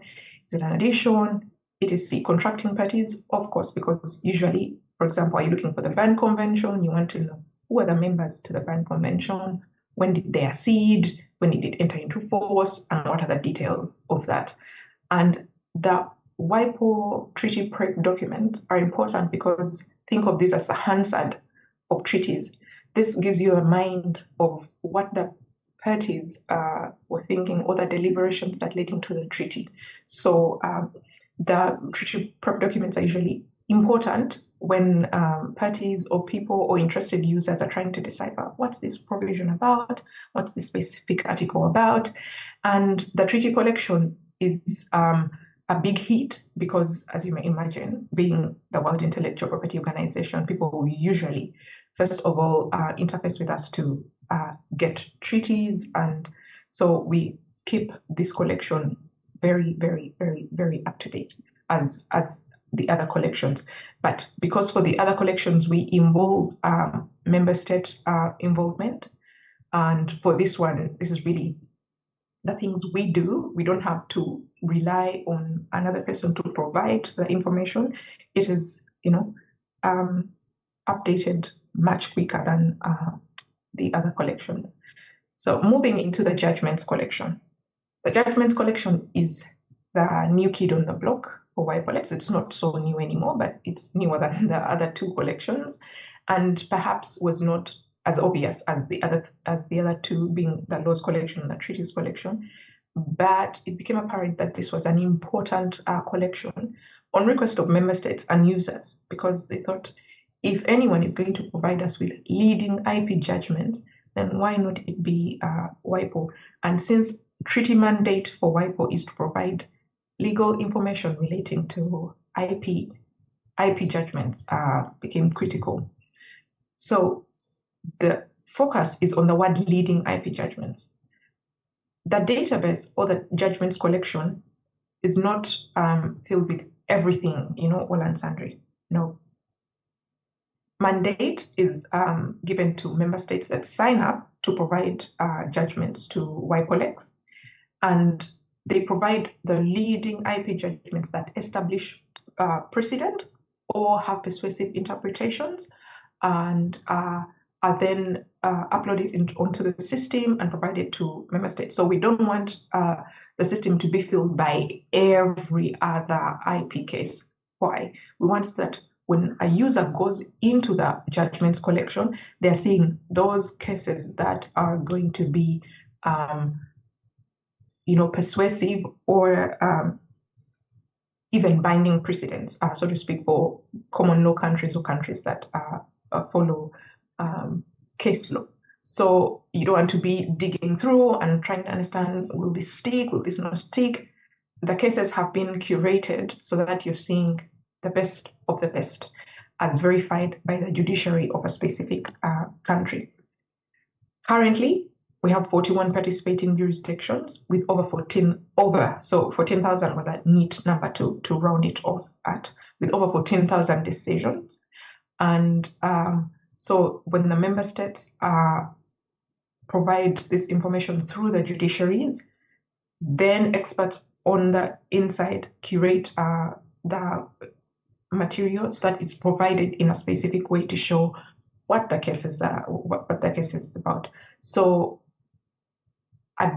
you would find that we have notes, we have keywords, we have the actual decision itself, and like the laws and treaties section, we also have machine translation.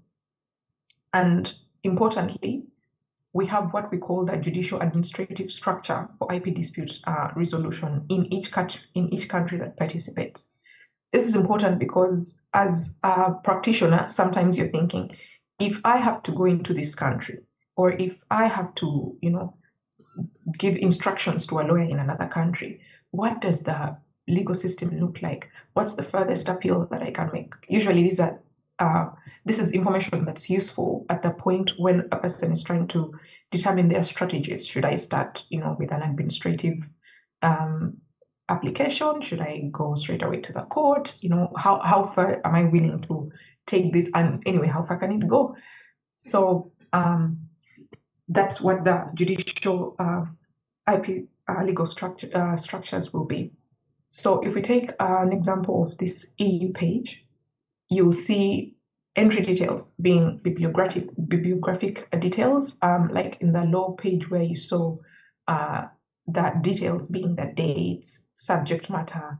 Here we have who the parties are, what's the issuing authority, so what's the court issuing, or what's the, we say issuing authority, not court, because sometimes, depending on the jurisdiction, issuing authority is a more wholesome label for the authorities that might be issuing that decision. What's the level of the issuing authority? Was this a court of first instance? Is this the final instance? What was the type of procedure? Was it administrative? Was it on technical? What's the procedure about?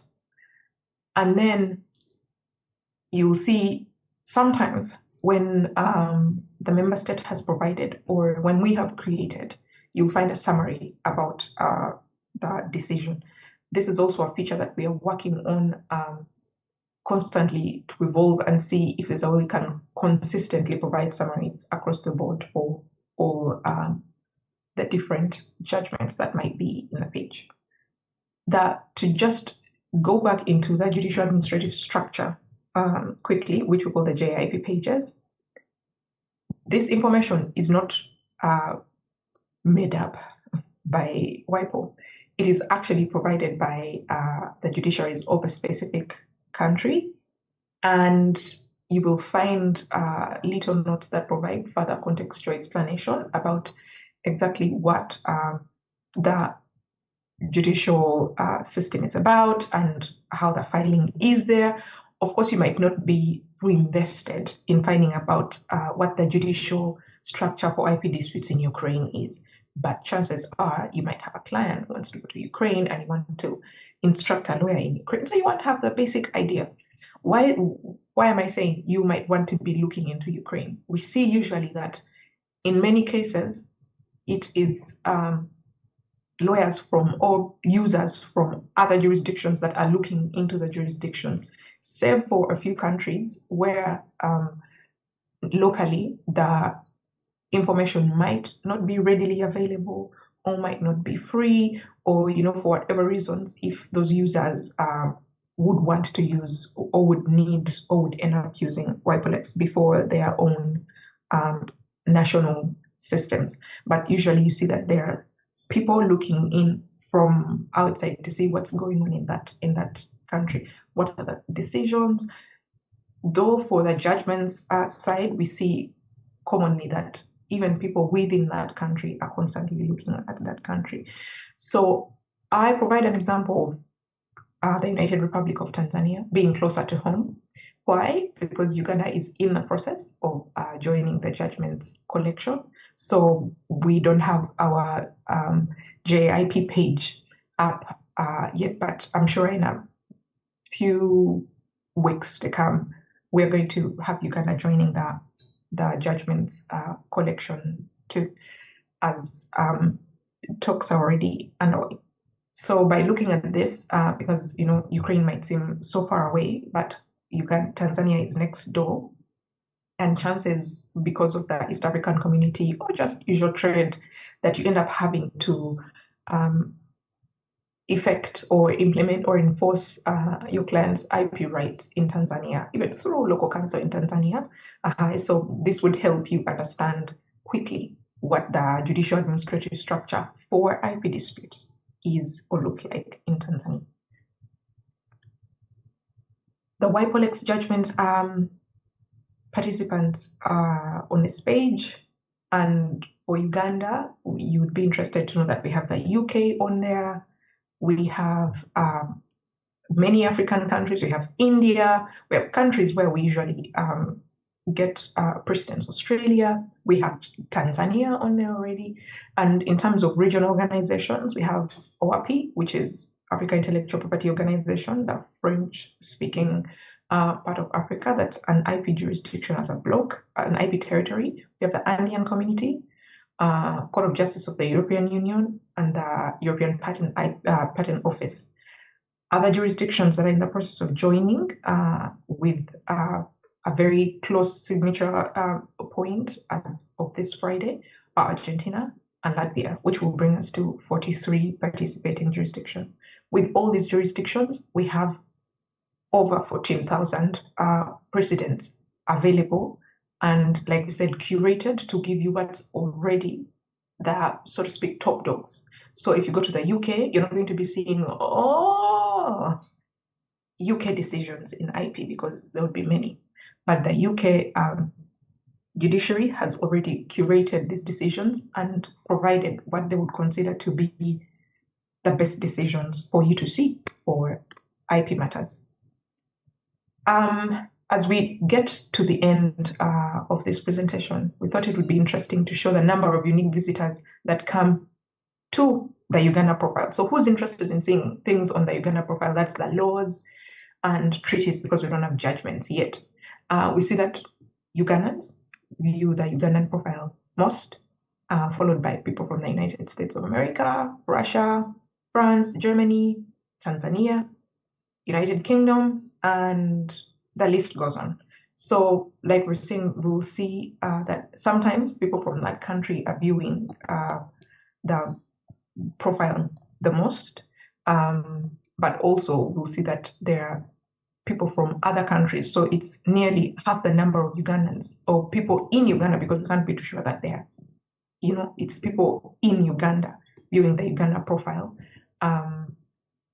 It's nearly half the number of people viewing the Ugandan profile from the United States, and Russia follows in closely. This is a special table to also show WiPoLex entries viewed from Uganda to date. So it turns out that the most popular text that people within Uganda are viewing is the Constitution, followed by the Penal Code Act, because people are interested in seeing how IP is enforced and if there's anything criminal still enforceable in the Penal Code Act. followed by the Copyright Act, Trademark Amendment Regulations. We usually see as talks or awareness keeps rising, also the views around that specific text keep rising. People are viewing the Berne Convention, and this is 2022 to date. What was most interesting is people within Uganda are looking at the Constitution of the Democratic Republic of Congo. And for a very interesting reason, they're also looking at the old CAP 217 of the Trademarks Act of Uganda. So we're able to see what are the hits, who's viewing what's being seen, and this helps us to either curate, because one would think, but the Constitution is not an IP law. Why are you providing it? It's a framework law. It provides the basis for all the other things. So if we were to take a decision to say, no, let's just provide the IP laws strictly and not provide the Penal Code and the Constitution, which are framework to IP laws, even though if you follow most of the IP laws in Uganda, most of the provisions within the Penal Code were repealed, but it gives you context to see exactly what users are looking at and what people would want to see. So, having said hopefully not so many things, and hopefully it was easy to follow and logical, should you want to follow our work on WIPOLEX and see what we're doing, we have a website, or you can just type WIPOLEX into your search engine right now and you'll get there. You could send me an email or write to the general WIPOLEX email address. We have a WIPO docket, which is newsletters that talk about things that are happening within the Judicial Institute, but also specific WIPOLEX newsletters that give news on WIPOLEX, on what's been happening, what has been updated, etc, etc. I hope this has somehow interested you further to see what WIPOLEX is, and hope we can grow the numbers of Ugandans or people in Uganda viewing or getting interested in IP from the 1000s to leaps and bounds. And this completes our brief overview of WIPO's work around provision of laws, treaties, and judgments. And generally speaking, our overarching goal is to enhance collective knowledge on IP law, judicial administration of IP, and to inform users about all judicial solutions or legal solutions that they might have, say within the judgments, the laws and the treaties. As you've seen from a laws page, you can see how everything is weaved together. I thank you very much, and I'll stop sharing and give the floor back to the moderator.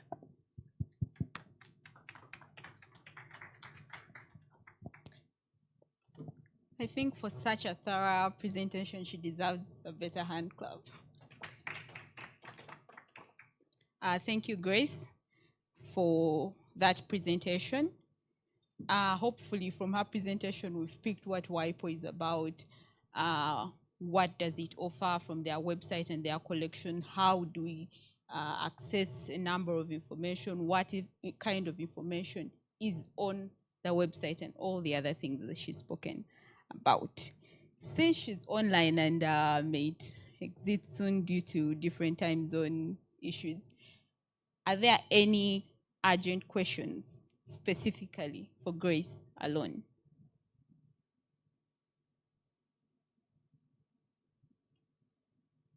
Okay, I'm guessing she was that thorough that you guys did get lost anywhere. Okay, our next presenter is a partner at Otis Advocates. He's both a Ugandan and South African trained lawyer. He has a keen interest more in technology, transaction and corporate commercial law, dealing at both a national and an international scene. Mr. Silva Kayendo. You're welcome.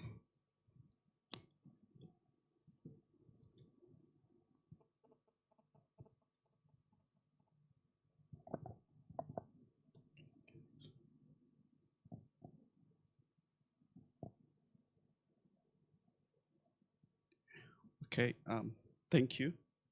Good morning, panelists, colleagues from ULS, fellow participants, and colleagues online.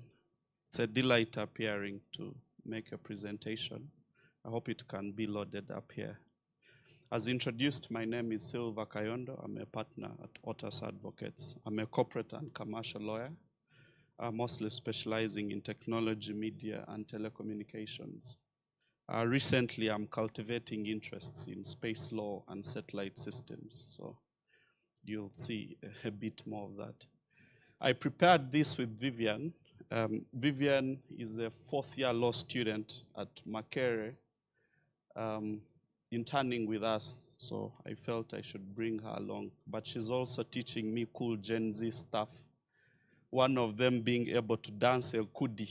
I don't know, so I'm being introduced to all that type of stuff. So yeah, I mean, you don't realize you're getting old until in the workplace you're being assigned someone to do reverse mentorship on you. So yeah, apparently with all the kinds. So I think we can have the presentation and then I could do. So today I'll be, no, this is confidential information. Yeah, so today I think I'll be presenting on green intellectual property, particularly the role of ESG, environmental, social, and governance, as one of the corporate strategies that companies are using, for various things, to commercialize their works, to obtain further funding. There is a lot of green financing, green money, green economy, green everything. So we want to see, but also I hope that this presentation is able to motivate colleagues to look, I think, beyond. I think the most accounted for work in terms of IP in Uganda is IP registrations, particularly trademark. I think that's the most common practice. But I hope we can also instigate a bit more of corporate commercial work as opposed to just litigation and then, IP registries. There is a lot of work that can be done. Thank you. So I'll be walking around. I'm not very mobile. I like walking. This is the presentation, largely. The roadmap is we'll see what ESG is. We'll see how the international space is adopting to green IP, then see what WIPO is doing, then see some green assets in Uganda, and then commercial considerations for green IP in Uganda. So largely, green IP refers to IP rights associated with protection of environmental friendly technologies and innovations, green tech. And this includes patents for renewable energy, copyrights for sustainable product designs, trademarks for eco-friendly products. The Registrar General talked of those menstrual hygiene things with schools, edutech platforms, as long as they are environmentally clean. It stretches to fashion. We are looking at sustainable fashion now around things like cotton production and all those aspects. We are looking at things like improved seed varieties. For instance, the projects being done by the breweries in Uganda with Makerere and Naro to bring more sustainable sorghum plant varieties and barley and wheat, to enhance production of, sustainable alcohol, because much of the outputs were being actually imported from South Africa or Kenya into the country. So those types of initiatives, to the extent that they're environmentally clean, they meet social obligations, e.g. putting more money in our farmers' pockets, but also are structured in a governance way. So really, ESG, we are looking at that broad spectrum. It could be things like water efficiency. She talked of the water harvesting systems that we are doing. It can be solar. We are astride the equator. That makes us a very opportune economy for solar systems and solar innovations. It can be electric vehicles. We are going to see some of these examples later. So what's happening internationally? In terms of roadmap, I'll start with the international scene, then come to regional initiatives, and then I'll come to the Ugandan aspects. And then we'll have a bit of recommendations that we could see. So there is an IPC green inventory. This is an initiative taken by WIPO, linked to the IP system, that provides searches for patent information in environmentally sound technologies. So they've green listed this, and it's a clear thing that if you are a funder or if you are an innovator looking for a specific clean asset, you don't have to do a general search to find it. So that makes it easy for funders, for partners or collaborators with you to locate you easily within, the other non-green IP assets. Then there is a Clear Energy Research Center. This is US-China in 2009 for research and development in the energy sector. The main objective was to facilitate cooperation on IP matters related to eco-friendly energy. Of course, those two are the largest global economies and also the largest polluters, we must state. So definitely it's not charity or goodwill that they are doing that, but it also comes from a sense of duty towards the global economy in which all of us are participating. There has also been a joint clean energy research and development center. This initiative was established between US and India. India is an emerging economy for the development of clean energy and worldwide concerns of environmental sustainability. Then we had the Green Technology Pilot Program, also established by the US Patent and Trademark Office in 2009, to streamline the review of patent applications relating to low carbon emissions, green technology, and non-renewable resource conservation. I mean, things like mobility and transport are very big in the US. So any concerns around low carbon emissions, particularly maybe in the automobile industry, is very big for them. So on our end, we can also do these sorts of things with our own registry, having like a dedicated green IP database within our registries so that it's easier for our innovators but also funders to see those types of initiatives. We have Eco Patents Commons. This was established by the Innovative Green Economy, consisting of Sony, IBM, Nokia. Of course, those are some of the largest contributors to electronic waste. Our phones have end-of-life software. Where do all these batteries end up? They end up in Lake Victoria, many of them. So when you see our fish dying, things happening, there is a direct causality to the electronic waste that we are emitting in those sorts of ecosystems. So, and our frameworks must evolve to see that there is actually accountability for companies that contribute to that type of waste. So these are the initiatives I've been talking about. Actually, WIPO even has a green fund that offers grants and funding opportunities to green tech projects. So I think some of the Ugandan entities might be interested in these types of startup funding. Of course, Women in Green, they've talked of the Women's Conference. Hopefully we get to see lots of exhibitions there. This is a trendy topic. There's been also partnerships with organizations like GEF and UNEP, and of course the Green Climate Fund. So it's a dedicated fund for green financing. And then the collaboration with private sector companies, I talked of, those IBM, Sony type of companies. And then IPOGreen collaborates with IP offices to prioritize processing of environmental friendly patent application, thus reducing wait times and encouraging innovations, e.g. a partnership with the Brazilian Patent Office to create a fast-track system for green tech patents. My suspicion there is the interest might be with Amazon, the largest forest, around Brazil and things like that. But we also have, the River Nile, we have the Lake Victoria, we have all these other assets around us that can attract things. So, of course, Grace talked about the ADR procedures and maybe things around, patented technologies, the Wiper Green network that facilitates commercial relationships and transactions by connecting green tech providers and seekers.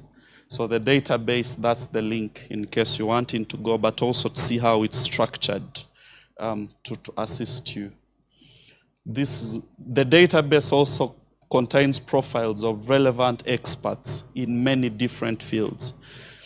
Environment, social governance, you're dealing with all these sorts of things, not just legal. You're dealing with sociologists. You're dealing with environmental conservation experts. You're dealing with mining sector workers. If you're to see the construction industry they are talking about here, things like cement production in those communities.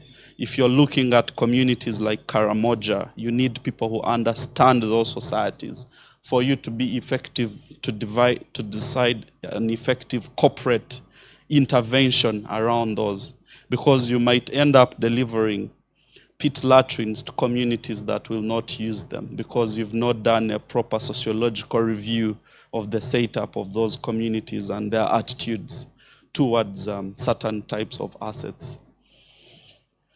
So what are some of the green IP assets we are seeing in Uganda?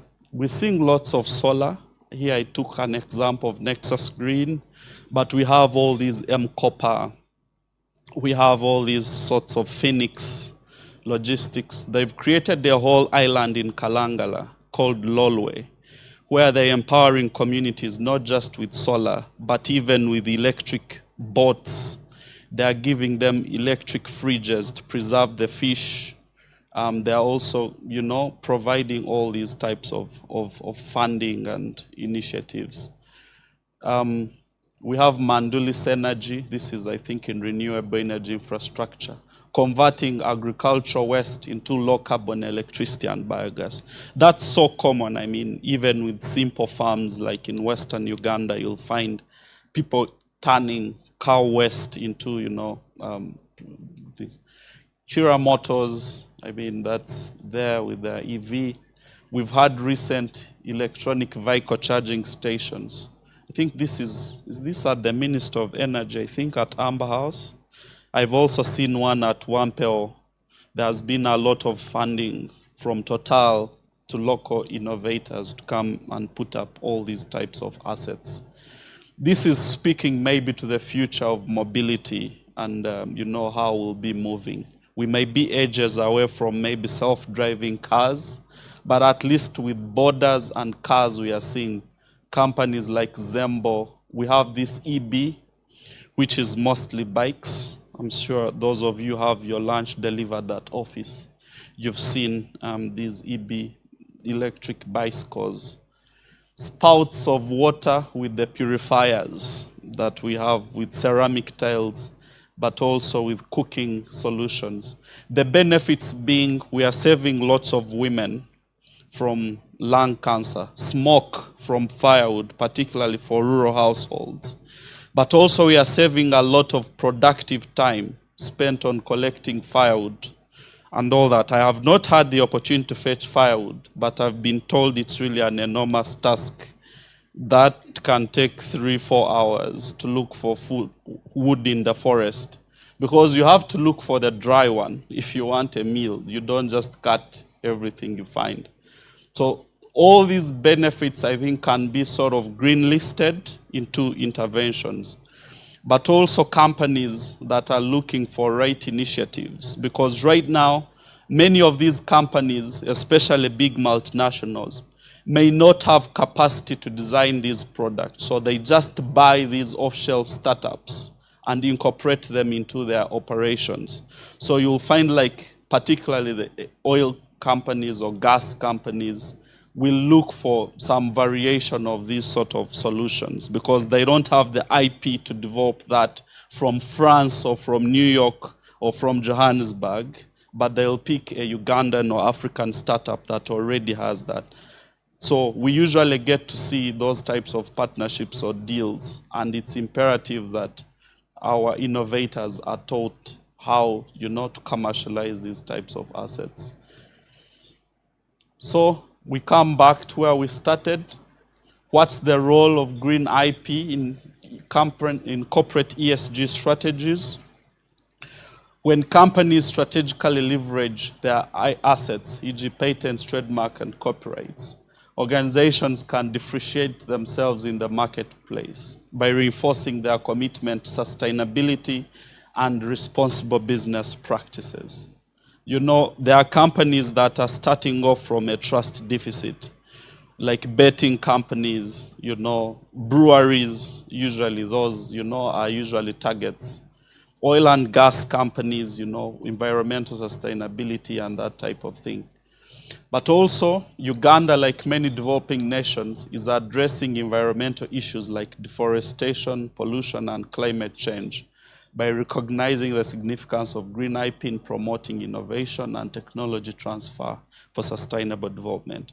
So we have recent laws like the National Climate Change Act, think of 2021, that tries to measure metrics. We are getting into, I think recently NEMA gave us the air quality standards because Kampala is becoming one of the most polluted cities in Africa. Why? Because of border borders. Border borders are single stroke engines. How many of them we have in Kampala? I think right now we are in the millions. I read a shocking statistic. The border industry in Kampala alone, Kampala Metropolitan, Kampala, Wakiso, Entebbe, Mukono, is a 1 billion shilling per day economy. In terms of fuel, spare parts, the women who cook for those, the Rolex boys who thrive from that, it's that ubiquitous. And I think we really need to do something about our public transport system. I don't think it's sustainable. But then thirdly is green IP in ESG strategy facilitates access to alternative finance. E.g. climate finance, there is now ESG capital, but also blended and impact finance. So most of our businesses, being SMEs or startups, do not have adequate collateral to access conventional finance, such as bank loans. They'll need the land title, they'll need the building, they'll need cash flow. So being able to do these sorts of transactions, we've even seen lenders who are willing to do debt for nature swaps, that if you're indebted but contributing to the environment, they're able to quantify the contribution you're making to environmental sustainability in monetary terms, and then you get a debt write-off to the extent of your contribution. Even countries are benefiting from debt for nature swaps for their sovereign debt.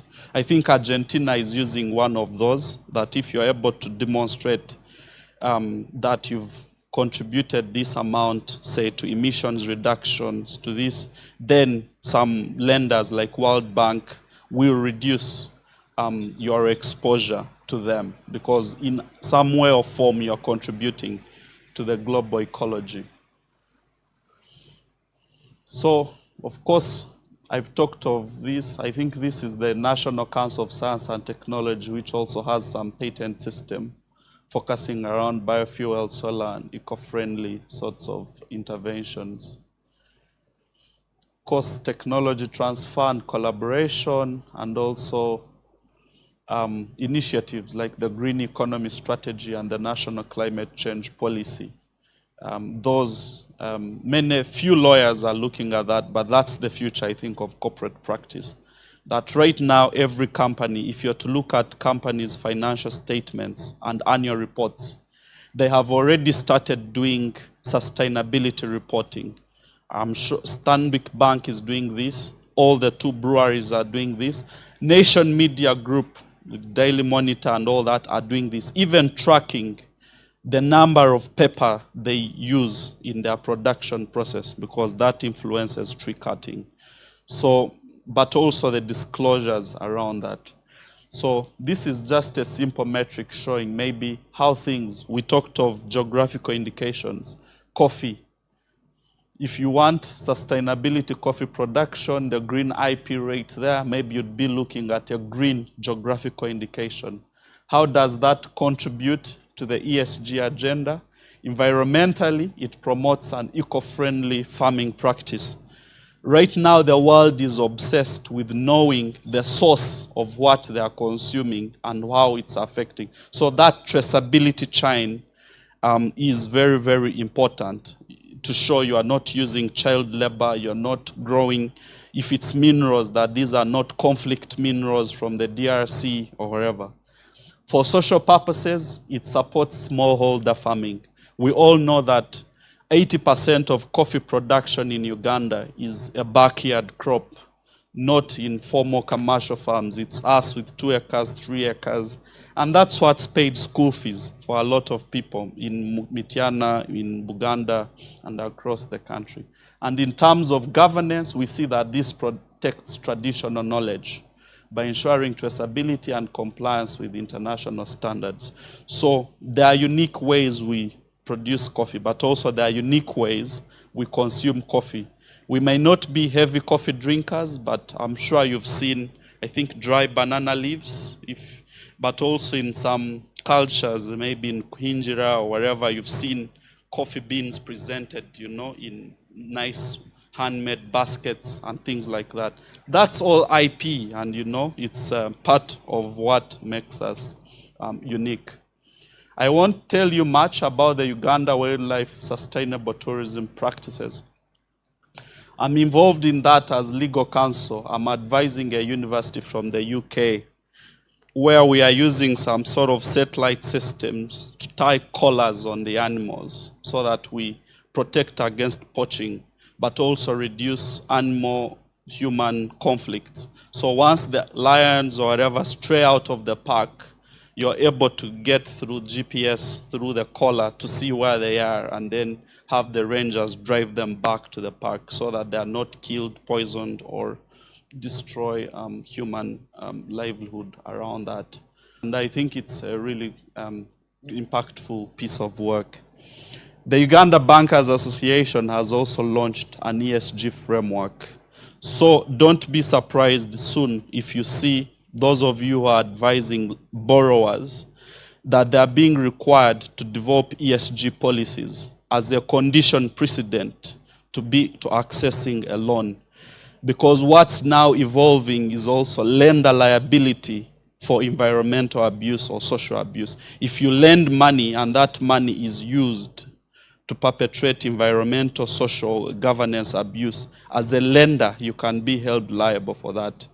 That's why you saw the World Bank was quick to call back and suspend that Kamwenge Road project after some abuses happened on that story. So that's why all these environmental social impact assessment and all that type of things become not just documents and papers that you have to produce to access financing, but we can utilize all these even from an IP perspective to do business. So the major risk we encounter here is there is this now famous buzzword, greenwashing. Greenwashing is where companies make misleading claims about their environmental, social, and governance contribution. They tell you we've reduced emissions targets by 100 carbon, when actually they've not. Then there is also green hashing. Green hashing is where they underreport. Say a company has done so much harm. Maybe there has been an oil spill. And then it tells you, no, actually the oil spill wasn't much. Only 2 communities in Lake Albert were affected and all that, when actually the infringement is much hard. And then, of course, you have things like green lighting, where companies mostly highlight, the green components of their products and sort of, sugarcoat the rest. This is happening a lot of this in the fast-moving consumer goods industry. That plastic use in Uganda and our failure to contain Kavera is really, really a shame that all of us should be ashamed about. I think This is the only country where you can accept that. So soda companies, all these herbalists we've been talking about, all these, I think we should also make it a condition precedent that before you get some of these design rights for, for your industrial designs and things, what initiatives are you taking towards environmental sustainability? Of course, they will tell you, look, they are recyclable. They will tell you, look, but the material you are using, I think, should be able to be vetted right at that stage. You not say whether we are going to green list your asset so that you can benefit from funding, from all these other things, or to register it subject to disclaimer that this asset here, much as it's innovative, it's inventive, it complies with the law, but it's not a green product for purposes of an environmental conservation. Coming to the end, I think I just want us to talk. What recommendations do we think? I think corporates should consider realigning their IP strategies to their ESG goals and commitments. So I don't think it's now fine enough to just have your IP strategy and you're good and gone. This is particularly huge for sectors like telecommunications. I'm sure you've seen a lot of the work happening, particularly in the tower space. Are you seeing those now towers that look like trees, as opposed to the former, red and black and what that we had? There's moving to that. There was a move away, I think, from scratch cards for airtime to, online sorts of tools. But of course, it still remains a very data industry. To power a data center, you really need a lot of water. You really need a lot of, and solar is not, yet there for such high production tools. I've talked of electronic waste. I think that thing is also going to become a very huge barrier, particularly for Africa, where there is a lot of dumping, that, gadgets that have left the global north, China, and are being discarded for cheap will end up, in Africa, the way we are seeing with these third-hand, fourth-hand vehicles, fifth-hand, that are coming for their end of life in Africa. I think we also need to undertake legal and regulatory impact assessments on marketing practices to avoid greenwashing and things like that. Here I'm speaking to industries like aviation, Uganda Airlines, I think those types of companies that, every time you're in the air, you're doing a lot of damage and harm to the environment. I think we should also commit business partners, third-party vendors, to same or similar standards at contracting. So even us, as a law firm now, we are making it deliberate to tell our partners, one, we don't have to print for each and everything. You've asked me for a legal opinion. I've done it and sent it to you online. We don't have to print a hard copy of that. If we've come in and, we've done your pleadings on ICMIS and all that type of stuff, we'll just give you rights to the ICMIS portal that you're using, and you're able to find your pleadings and cases there. With URSB registry practice, we no longer print. There is no need. It's an e-certificate, and boom, you have it. If you want it certified and all that, maybe. But now, you do not. So even us, in practice, we are being committed to very high standards. Banks, for instance, are telling us, look, before you can do any work with us, you need to be registered with the Personal Data Protection Office, because you are an extension of the bank. When we give you confidential client information, we also carry a certain type of risk as the primary data holders. So that's how I think practice is going to evolve with time and move away from, so third-party risk is a key risk to that. Of course, obtain legal advice on whether the company's technologies and innovations qualify for funded initiatives, such as WIPO Green. One of the reasons clients keep coming to me is Beyond giving them the legal advice, I'm also able to flag these type of things. Say, I've seen you registering this and this. Actually, you might need to check here and here. There might be some funding that you can apply for. And of course, once you do that, they tell you, okay, find out for us, we'll pay you more.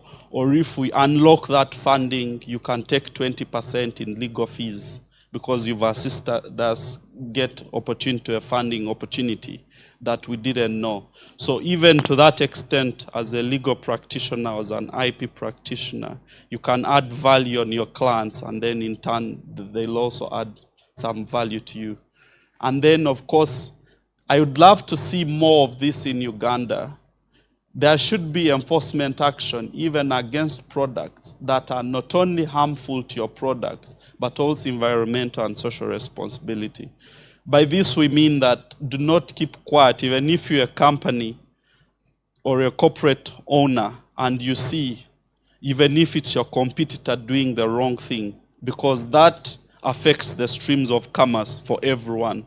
If you're bringing in good products and your competitor is bringing in counterfeits, you don't need to be the affected or the counterfeited brand for you to bring a cause of action against the infringer.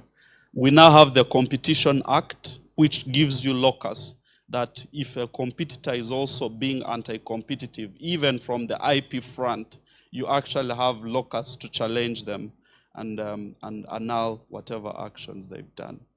Of course, I forgot to mention, I'm a law teacher at LDC, so I'd be doing an injustice if I didn't give you a homework. So this is it. You go home and figure it yourself. Your next instructions could come from here. So assume you've been assigned by a client to develop a green IP compliance matrix. What salient aspects would you include in their checklist? With all the work I've been doing talking now, this is for you. You can choose a sector of your interest. Client can be in telecoms, breweries, agriculture, financial, oil and gas, transport, or construction. What would you include in their matrix? So the next time you get a client, at least they'll find you halfway ready. Guys from URSB, you can also tweak it. Assume the Registrar General has given you an assignment to develop a green IP registry. What features would you include in that registry? So you'll also do, I'll share my email address, then you'll send me your answers. Conclusion, I think the first step corporate leaders can take to prepare for the shift in focus is to recognize the forces driving it. Of course, when as lawyers we talk of corporate leaders, we imagine CEOs, CFOs, Registrar General. We forget that even partners and managing partners are corporate leaders. So how have you prepared your firm or your practice for this type of opportunity? For me, I've prepared Otis by incorporating a new service offering around that, and that is it. I will not market here because there are no clients. These are my contact details. I thank you for your kind attention.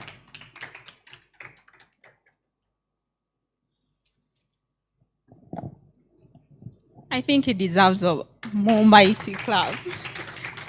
It was quite a complex topic, but he made it palatable, I guess. Thank you, Mr. Silva Kayendo.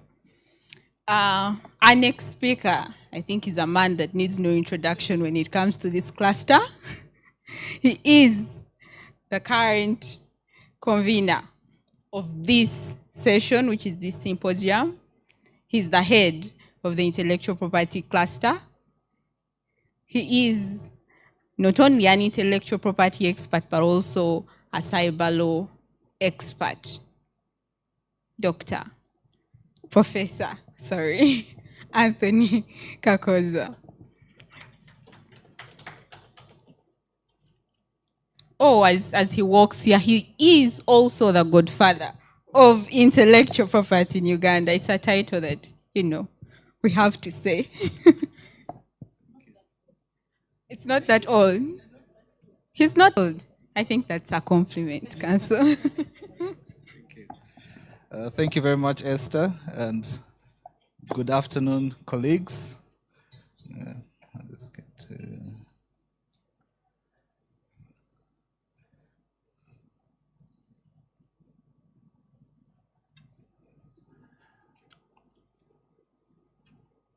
My topic, the topic that I chose to speak about or make my presentation on, is on trademark enforcement in the era of electronic commerce, reanalyzing the territoriality principle.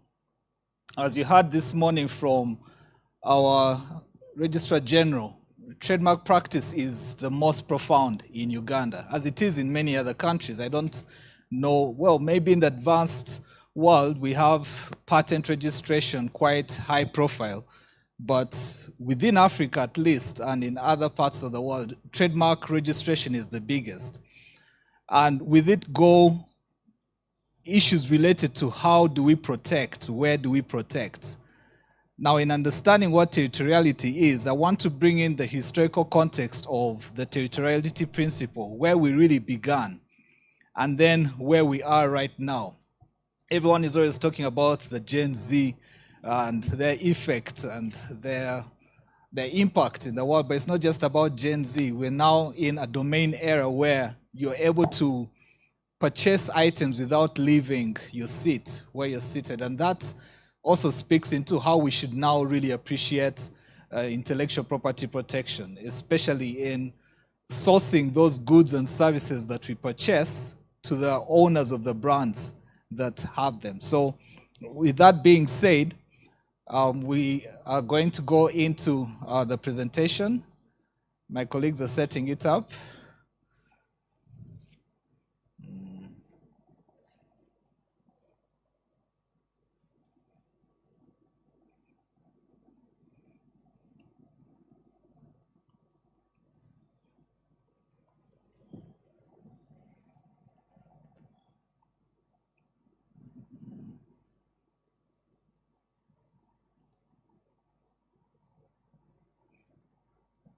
Probably I could talk into the challenges that we find now as trade experts, because even within the legal profession, we are trade experts, that if someone wants to buy something, you have to think beyond your locality.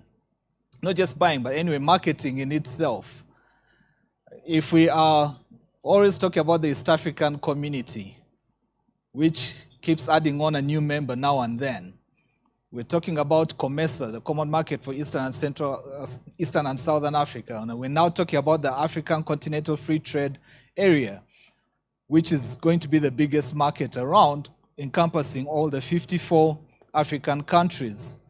All that is meant to simplify trade, because the common terminology that you hear in all these, COMESA, after ESC, about free exchange or free movement in goods and services. So whenever you're talking about movement of goods and services, you have to think that how are we going to protect those goods and services? How are we going to protect the brands that go with them and continue doing the marketing? And many of these goods and services have similarities. So that elevates the importance or the significance of the brands that are associated with them. Now, in that exchange, again comes electronic commerce, that if I want to trade with another party in another country, how are we going to appreciate the similarities or differences in our brands? These thought patterns have challenges in the sense that those who are involved in the technology, in the building up of these brands, in the creation of the domain names, etc., are moving faster than those who are thinking about the regulation. And the territoriality principle that I want to talk about, thank you, is still lagging behind, as we'll see from some of the cases that I'm going to be sharing on. Now, when we go to the origins of the intellectual property territoriality concept, it all starts with the Paris Convention. You can move to the third slide. I'm not so used to someone else controlling my slides. It always makes me think of those wedding receptions you attend when the musician is saying, DJ, play number 2, play number 3. things like that. Oh, this will help? Okay, thank you. Great, thanks. So I'm now controlling. Okay. The principle of territoriality goes back to the Paris Convention, which is the first international treaty on intellectual property. The Paris Convention is of 1883, and it has had a number of amendments along the way from 1900, 1911, 1925, 1934, 1958, and the latest being 1967. It's basically the Union for the Protection of Industrial Properties, which encompasses patents, utility models, geographical indications, industrial designs, and of course, trademarks as well. So through the Paris Convention, we get to learn that there are two broad aspects of intellectual property law or intellectual property rights. You either have industrial properties, which are covered through the Paris Convention, or you have copyright and neighboring rights. So those are the two broad aspects of intellectual property rights. But it's through the Paris Convention that we also see the basic principles covered, being national treatment, where whatever treatment you give to the locals of your country, it also has to be given to any foreign person. So a foreigner comes in and wants to register a trademark, you won't be treated differently from the local being registering the trademark in that same country. But then there's also the issue of no reciprocity, that you don't have to bring in a condition that if I register your trademark in my country, that gives me the guarantee to ensure that your trademark is also registered in the other country. So there's no reciprocal approach or treatment under the Paris Convention. The key principle under the Paris Convention that I'm talking about, or I want to address us on, is the principle of territoriality, which is in Article 2 and a few other subsequent articles in the Paris Convention. Now, what does territoriality mean? It's basically that an intellectual property right, which is granted in or by country A, let's say given in Uganda, does not apply in country B. You're not going to run to the trademark registry at URSB, register your trademark there, and sit back and relax and say, because I'm a member of the East African community, my trademark is also protected in Kenya, Tanzania, South Sudan, and all those other countries. So that's why we always have goose pimples when we read the case of Nairobi Java House versus City Tires, because it brought out another dimension to it. Basically, the territoriality principle is you only get protection where you have been registered. So such intellectual property rights do not go beyond the borders of the country in which they have been registered. The only exception would be with well-known trademarks, which is an aspect that we cover in our section 47 of the Trademarks Act. You get recognition in as long as you push to show that your mark is well-known in another territory. So in section 47, we look at them as defensive marks. You're defending your brand in that sense. However, with electronic commerce, we have now a new dimension that is coming in. Because you're looking at a platform for trademarks being used across the globe in this domain balloon that has not been well embraced from our treaties, the Paris Convention, as well as our domestic law. The online environment has moved too fast that we don't know where to place it within the territoriality principle. Hence the challenges that we see. So what is the context of trademark protection in an electronic commerce environment? It makes trademark registration paramount due to online transactions which are global, as I've just mentioned. The flip side, however, you may have is you can still have enforcement of non-registered trademarks within the context of well-known marks. The TRIPS agreement caters for this under Article 16, paragraph 3 of the TRIPS agreement, from which we borrowed that same principle and placed within our section 47. And then you also have passing off, where you can use a common law system to show that I have not yet registered my trademark in that territory, but I have brand value, and someone else is copying my brand and trying to confuse the market with my brand. So a passing off element under section 35 of our Act can also still help you get leverage in a court of law. But the consumers or the market still have a limit through the digital domain. The brand is very important when you're marketing it through electronic commerce because you're hitting a bigger platform, a bigger market than you would if you're going through a brick and mortar system. So the online market is not limited to the geographical territory. It's much bigger than it. Purchasers have a wider base to choose from, hence their decisions are more influenced by the brand and how you carry the brand online.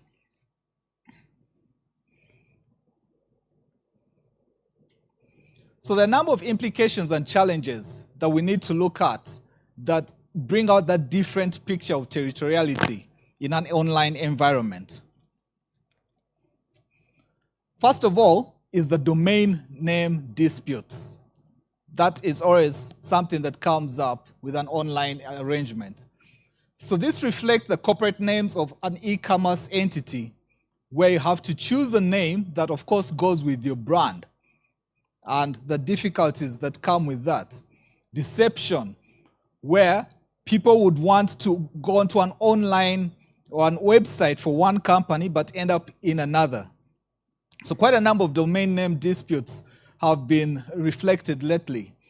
The Indian Supreme Court decision of Satyam, Infoway versus CFITNet Solutions, it's a 2004 case, held that ordinarily consumers seeking to purchase goods or avail the service of one website may accidentally arrive at another website that has deceptively similar domain name, thinking it is the original website that they intended to visit.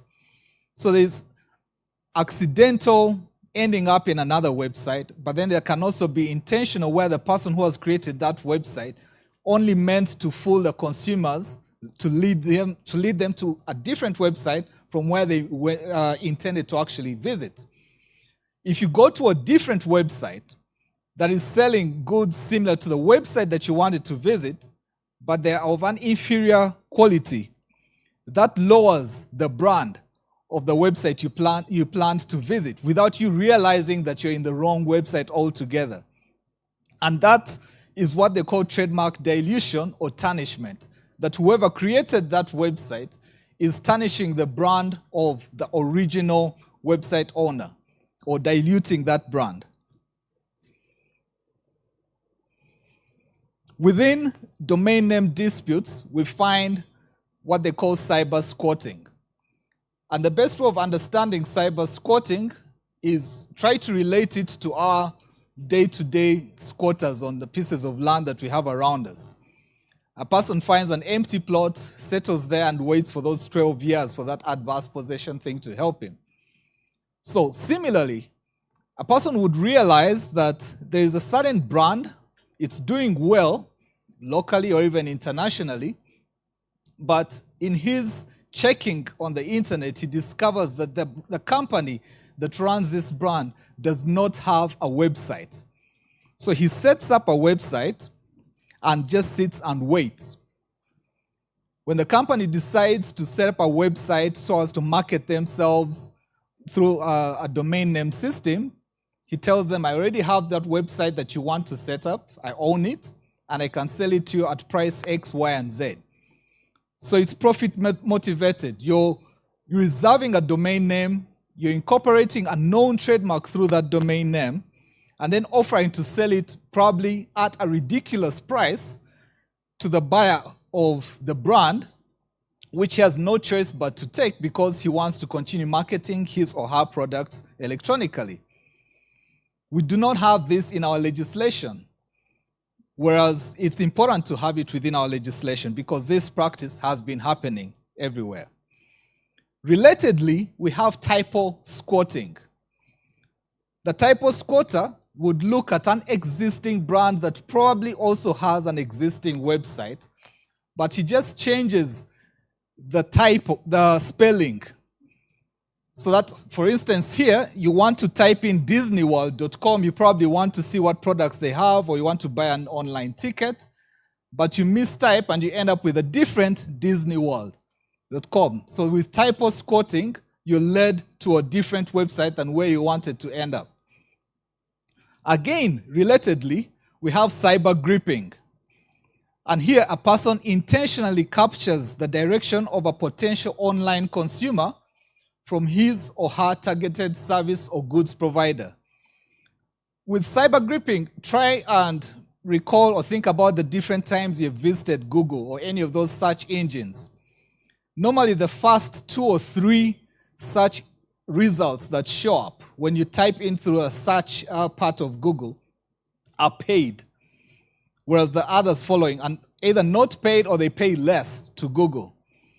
So try and imagine that the first 3 that are listed are not the ones you want to visit, but they have a similarity in the name to the website that you have to visit. But because you're rushing to a specific website, you think what you're clicking on amongst those first 3 is the actual website you wanted to get to. When you get into that website, you start scrolling through their products without realizing you've actually headed to the wrong website. And you may even buy their products. That's where they have gripped you. And it's called cyber gripping in the sense that you ended up in a different website because they have paid. It's what they call a meta tag. They have tagged onto Google and they've paid to be placed there amongst the first listed websites. You've visited them and you've gone in through to purchase their products without realizing that you are in the wrong direction. Interestingly, another common challenge that we have with online transactions is counterfeit goods. Amazon, for instance, which is the biggest market player online, has been grappling with this, where people buy goods through Amazon and end up buying counterfeit products without realizing that they have bought from the wrong producer or just something that is not really what they wanted to purchase. So this harms the brand value of the e-commerce entity and poses a public health risk where you're buying pharmaceutical products, amongst so many other risks that go with it. So what is the context of cyber squatting in electronic commerce, and how does that relate to territoriality? As I've already said, you're looking at bad faith registration of a domain name, not so as to use it, but so as to sell it or market it. The registrar does not use the site. He simply just waits, not because he wants to create a confusion, but so that the owner of the brand can buy it from him. But it has been argued that this can also lead to trademark dilution, because you go to that website, you find that it's either empty or it doesn't have what you're looking for. So out of impatience, you end up feeling bad about the brand and thinking that the brand that you are visiting online is not marketing itself the way it should. So you lose interest in it. And that falls under trademark dilution as well. But another interesting aspect about cyber squatting is that these websites are not generally commercial, because you're not using it in commerce. With trademark, we go with the term use in commerce. Have you used the goods or services in commerce, so as to cause that likelihood of confusion? That claim, in most respects, does not arise with cyber squatting. And most cyber squatters have been able to get away with what they're doing because they have not profited by using someone else's brand in commerce. However, the context was different in the US case of Panavision versus Topen. Here you have Topen and his son registering as many domain names as possible. They made it such a habit, they became such experts at it, where they would register domain names for the fun of it and just sit back and wait for the brand owners to pay for these domain names. So the court looked at that and determined that Topen's business, specifically where Panavision wanted to buy their domain name, was strictly to register trademarks and then sell them, which was a commercial activity. So Panavision was able to establish the principle here that the offer to sell a domain name to the trademark holder constitutes use in commerce for the purposes of trademark infringement. Panavision's argument was that they're not just sitting back and waiting. This is actually their business. So establishing that commercial use, however, was not sufficient. They also needed to show that there was trademark dilution, that their brand has been lowered by what Topen was doing. So the Ninth Circuit of the US provided or stated that the court need not only rely on the traditional definitions of blurring or tarnishment to find dilution. Because Topen's conduct diminished the capacity of Panavision marks to identify and distinguish Panavision goods and services on the internet, the court found that dilution had occurred, and on that basis found Topen liable. A related aspect that we can also look at here is competing use, where the competitor has registered the adversary's trademark domain name. So this can happen anywhere. Try and envisage a position where you own a brand in Uganda and you have a competitor in Kenya who has registered your brand name online. Or it could be a competitor within Uganda as well, has registered your domain name. You have the brand, but you don't have a domain name. And now your competitor is already pulling away your consumers who are more into getting your services online through an online platform.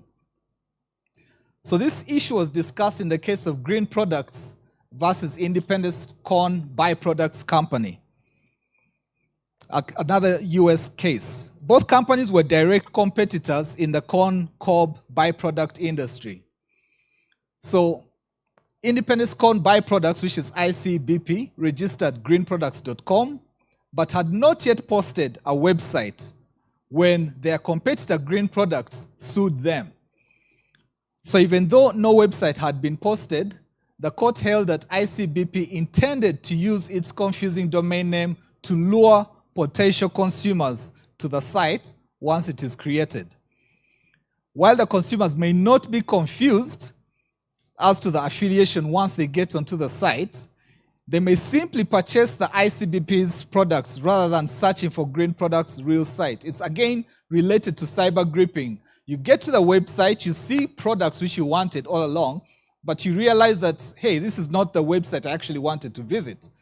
Most likely than not, you'll say, let me just buy these products anyway, rather than go back to searching again for the actual website I wanted. So still, we're saying that consumers are being lured away from where they wanted to go in the first place. So this becomes a challenge where territoriality is concerned, that people are buying products across a border, but from the different website that they wanted to visit. So ICBP is benefiting unfairly, as the court reasoned, from the use of Green Products' name.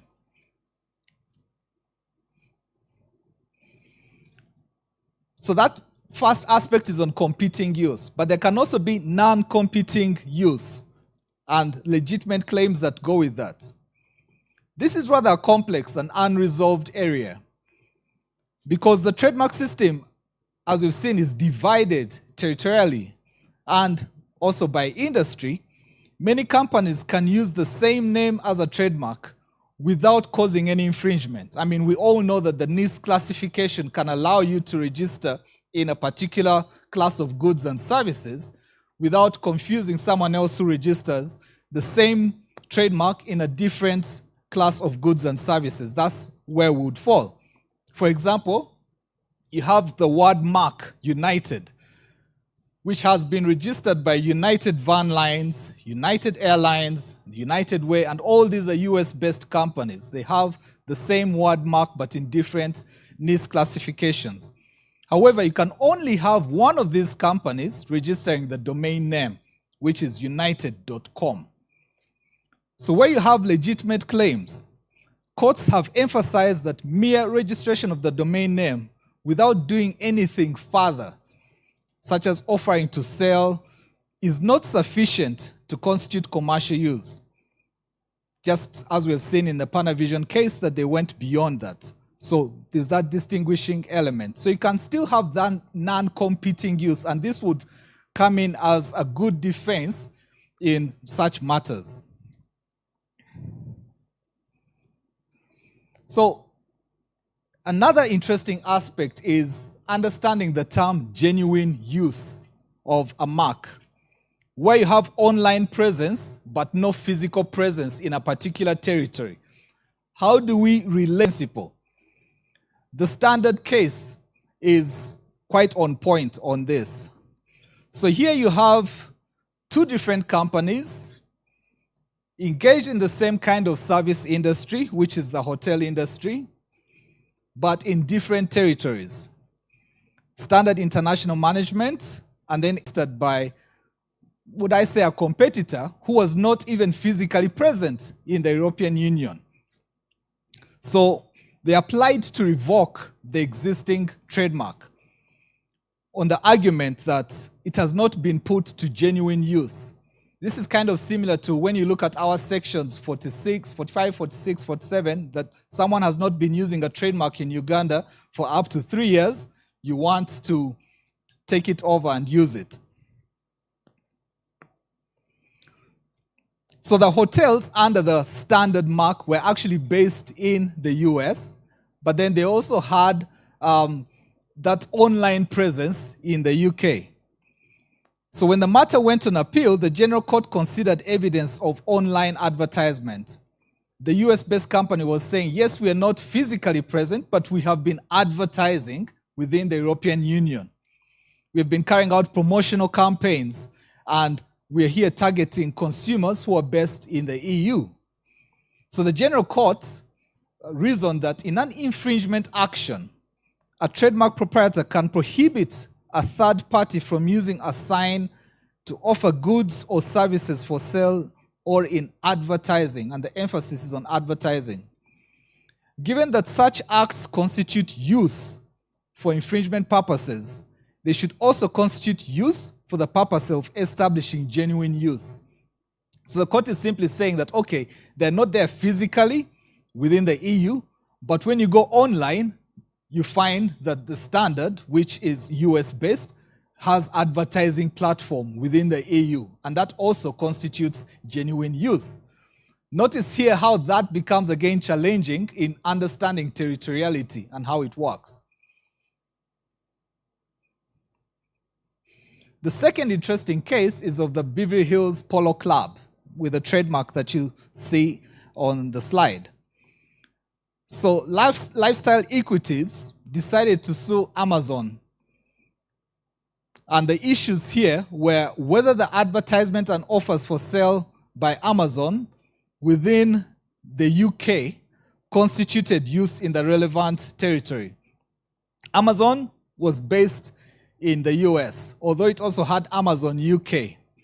But now Amazon US was using a trademark for another registered company, which is Lifestyle, based in the UK. And Lifestyle was saying that you are infringing our mark because you're now luring consumers to buy products in the UK, whereas you are a US-based company. So the second issue around that area was whether, even if the advertisement and offers for sale were not targeted at the UK, as Amazon US was saying, sales made to UK and EU consumers nevertheless constituted use of the sign in the UK and the EU.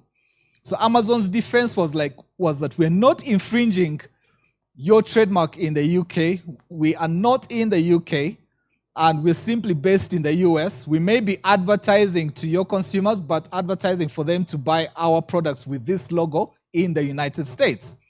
So we're not infringing your mark. Amazon won the first time, or rather, Lifestyle won the case in the first court of instance. Matter went to appeal. Court of Appeal reasoned in favor of Amazon. When it went to the Supreme Court quashed the Court of Appeal's decision and decided that this was an infringement.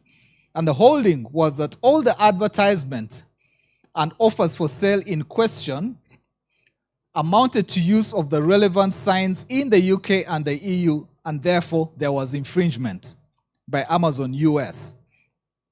Amazon's sales of US branded goods to UK and EU consumers constituted use of the signs in the relevant territory and thus infringing uses, even if the antecedent advertisements and offers for sale did not. So it does not matter if you're trying to say that you're advertising to UK consumers to buy your branded products in the US. They may end up buying the same branded products in the UK, and that constitutes infringement. Thank you very much.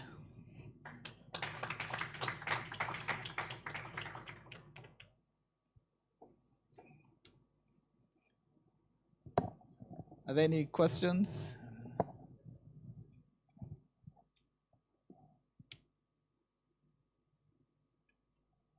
Well, I think we would appreciate you one more time.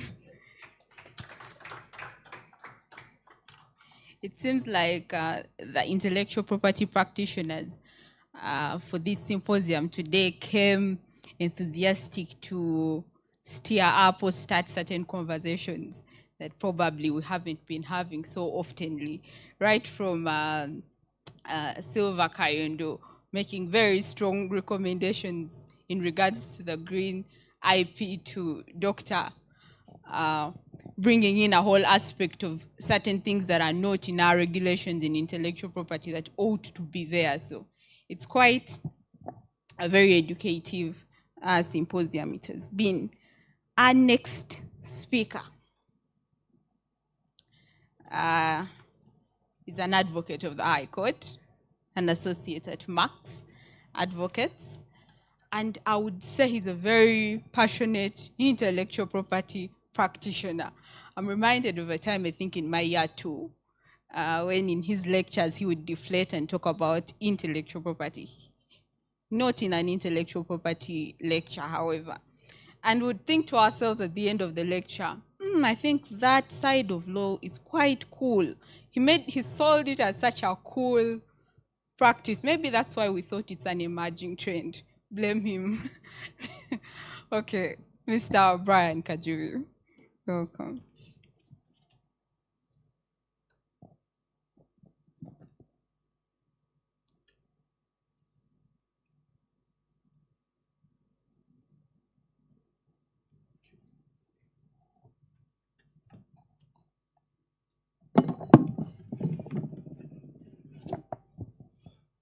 A blessed afternoon, eminent members of the panel and the Uganda Law Society.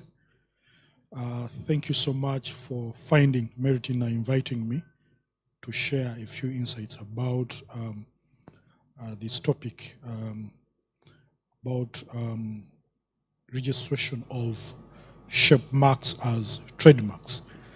Unlike Prof and my brother Silva Kayondo, me will be more of omuntu wa wansi. So today I'm not speaking to lawyers. I'm not speaking green technology, Amazon. I'll be more interested in engaging the muntu wa wansi. My presentation, apologies, I've gotten some technical issues, but will be shared immediately after my presentation here. Mine is simple. It's about registration of shape marks as trademarks, but also to look at a few challenges practitioners face in the field of the trademark system vis-a-vis the industrial designs system. There's a thin line between the two. When do you choose to go to the system of industrial designs, and when do you choose to go to the trademark registry? Prof has ably highlighted on the aspect of trademarks, though he was more into the territorial aspect. I don't want to assume that everyone attending this symposium is well versed and grounded when it comes to the aspects of trademarks. But briefly, as defined by the Trademarks Act CAP 225 of the revised edition, trademark is simply a mark, a sign, logo, a combination that a proprietor, a manufacturer, a business person, an individual can use. But before you use it or before you apply to have it used, you have to prove the following. Number one, the nature of that mark must be one that is capable of distinguishing your goods from those of your competitors. Then number two, it must be having features of a registrable mark. Not everything you'll come up with actually will be automatically accepted. It might be fanciful in the eyes of a consumer, but under the legal regime of trademarks, it is alien to that system and will be rejected. But you say the customers so much interested in my fanciful product that I've designed or the logo. Related to that, for every business person, they will be interested in protecting their brand. So when it comes to business strategies, trademark protection is an item or is part of business or brand protection. You register your entity, you venture into promoting the brand of your entity, you ignore the legal safeguards. You enter into the market, people will know your product. By the end of the day, another person who's unknown will rush and seek legal safeguards. Well, by the time you prove the aspects of well-known, depending on the jurisdiction, it may be too late. So that is the regime of trademarks. And like the Registrar General stated, Silva Kayonda and Prof, trademark practice is the practiced system or item when it comes to intellectual property in Uganda. Company registry, in most cases, you will find that people, immediately after registering their companies, automatically they will go for brand protection. Then there are, in other words, even there are those who are so proprietorship, they have not yet formalized their businesses. They prefer to first register their trademarks. Of course, the larger population, they are ignorant about protection of their intellectual property rights, in particular trademarks. It's more about company registration. So that partly explains, but also the other reason why probably we have a lot of trademark protection is because of its nature. It provides so many advantages. Unlike copyright, no formality of registration. So there's no need of actually complaining about why we don't have copyright protection. When you look at timelines, as far as protection is concerned, Prof and colleagues will correct me, I think it's only trademark system where you have that indefinite period of protection. The rest have timelines, patents, 20-year copyright, and all that. So for trademark, you find that even those that want to register in other IP regimes, they will end up in trademarks if actually they have requirements, as I will share with you. So precisely, that's how a trademark would be considered. Now, when it comes to shape marks, that's where I think the registrars, in particular the examiners, they will pick interest. You, the applicant or the consumer or the manufacturer who wants to protect your larger component of your business, that is the brand, you may not know why your mark has been rejected as far as shape marks are concerned. So by its nature, allow me to first talk about briefly how you go through the process, then we dive into shape marks and their registrability. Briefly, you start by conducting a search. Of course, before you conduct a search, confirm that you have a mark that is capable of being registered. So you conduct a search at the registry.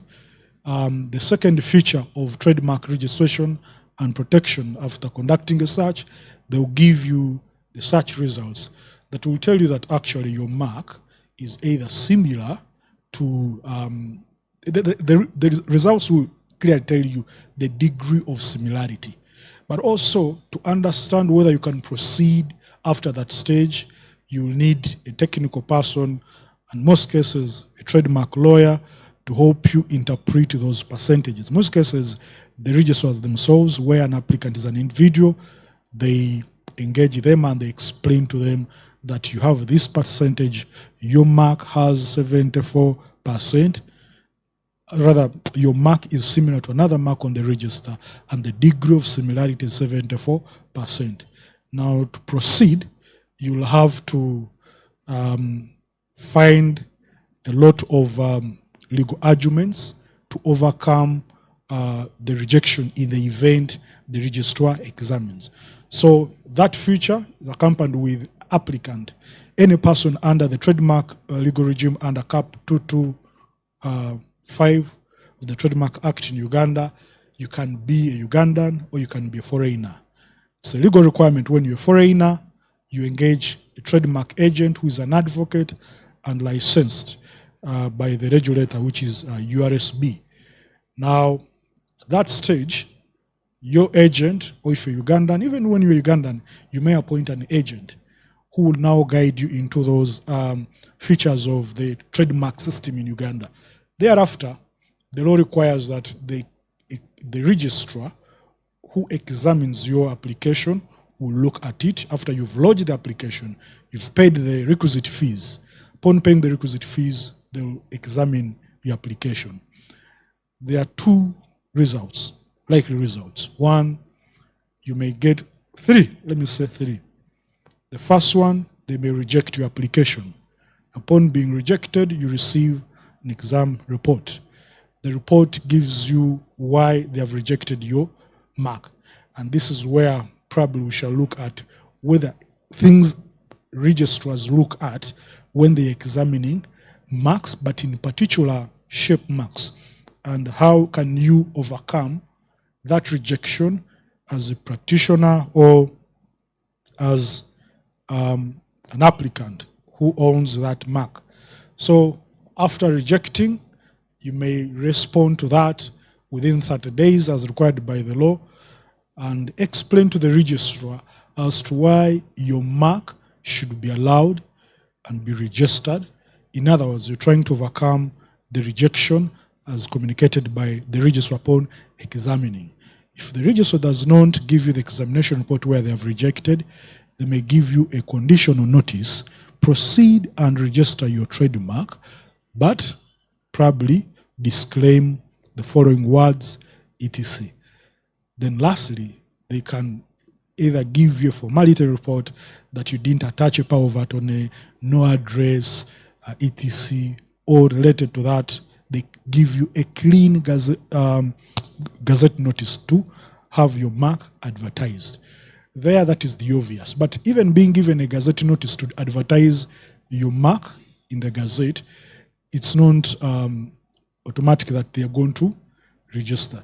You may skip the examiner's scrutiny, but another person may see that mark in the gazette, then they will come and oppose. When they oppose, if they succeed, you can't acquire rights in that mark. If they don't succeed, you get your certificate. Once you get your certificate, the law requires that you'll enjoy protection for the first 7 years. Then later, you'll continue to renew your certificate for the next 10-year, indefinite period of 10 years. So that's what I mean that it's only the trademark system where there is no expiry period and you have it closed. At least you make sure that your brand will be renewed as far as protection is concerned. Now, precisely that's it about the rights of trademark protection. Now, how will you fit in as a manufacturer, as an investor, even you as a practitioner when it comes to protection of your client's rights, in particular shape mark. So allow me go straight to the shape marks. A shape mark is briefly or precisely, they are three-dimensional marks or shapes which are capable of distinguishing the goods and services of one trader from those of another trader. I carried this sanitizer bottle. Then we have Bonita's bottle, plus others. Maybe lastly, I may use this. Thank you.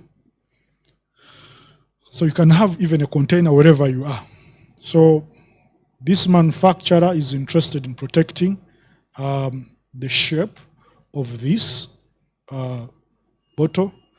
The manufacturer of this is also interested in protecting the shape of that as a shape mark or as a trademark. Then you have this water bottle or glass bottle, and also the manufacturer is interested in protecting the same. Your desire to protect is immaterial. What matters is registrability, and that entirely lies with the registrar of the trademarks when they're examining your application. And most manufacturers, they protect their shapes in a different IP legal regime, which is not trademark, which we shall look at when I'm summarizing. So for a shape mark to be considered as a shape mark, it must have the three-dimensional marks or shape. But lastly, in relation to that, it must be one that is capable of distinguishing the goods that the owner of this bottle trades in from any other similar bottle. Now that's where we experience the legal nightmares. Feel sorry for the traders or manufacturers who are the sole applicants and they don't have the help of the technical people. I want my shape to be protected as a trademark. That's all I want.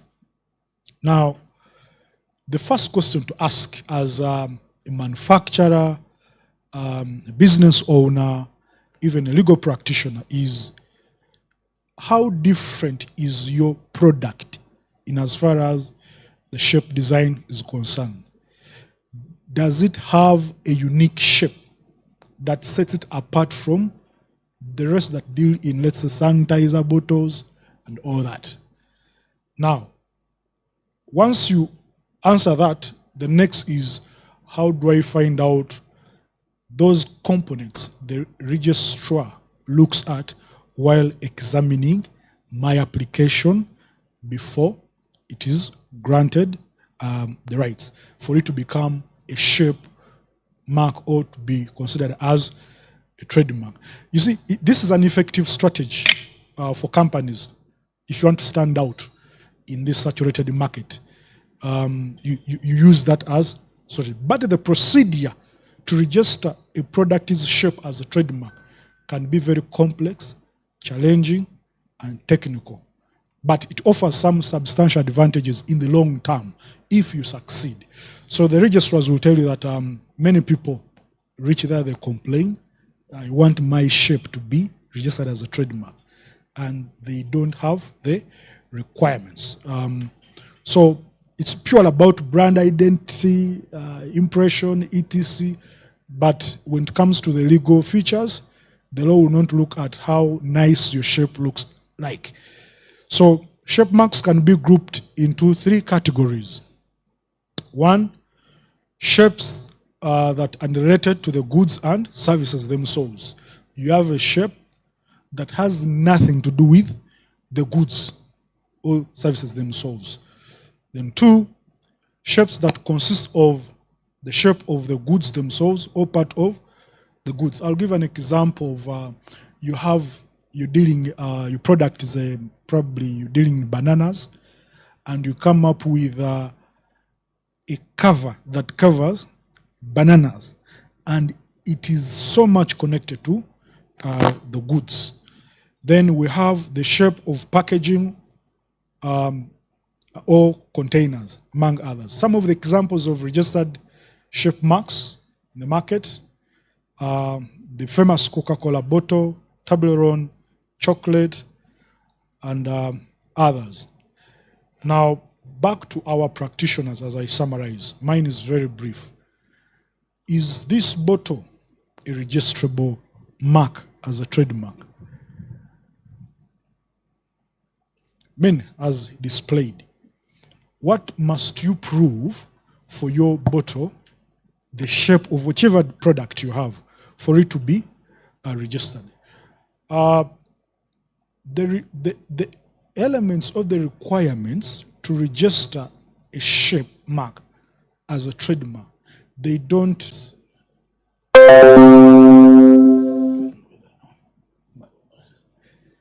I don't know whether.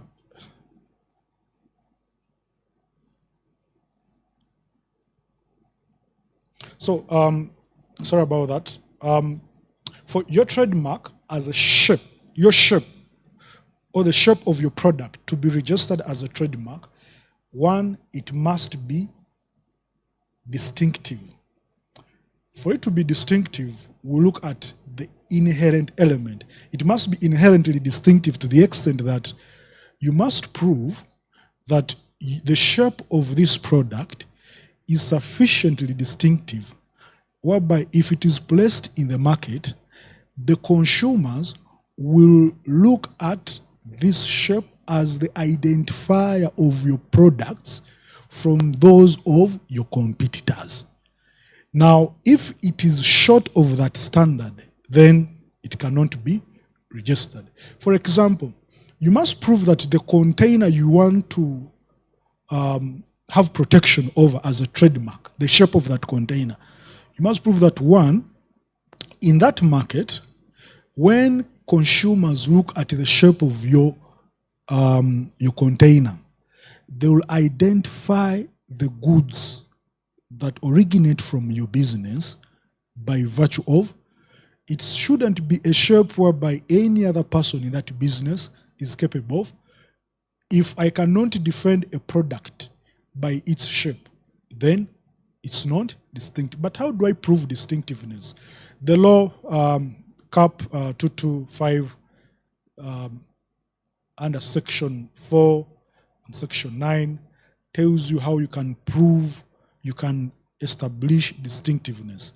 In most cases, by practice, especially when it comes to shape marks, you have to prove distinctiveness through use. So you have a shape of your container, of your bottle, and the first time you manufactured it, it didn't make sense.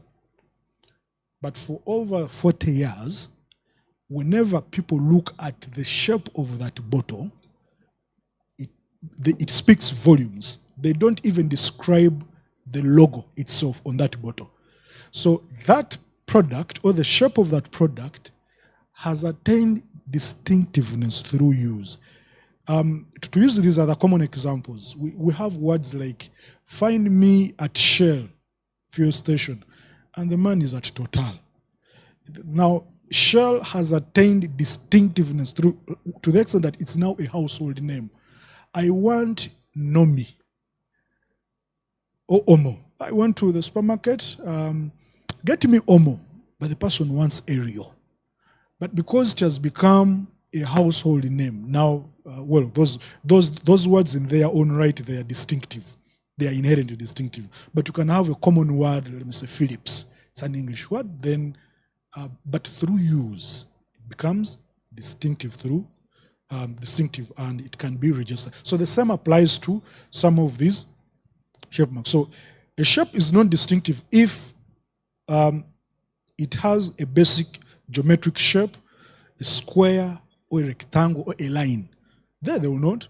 You can't get your triangular design and you're saying that I'm protecting my shape mark as a trademark under, now that is a geometric shape and cannot be registered.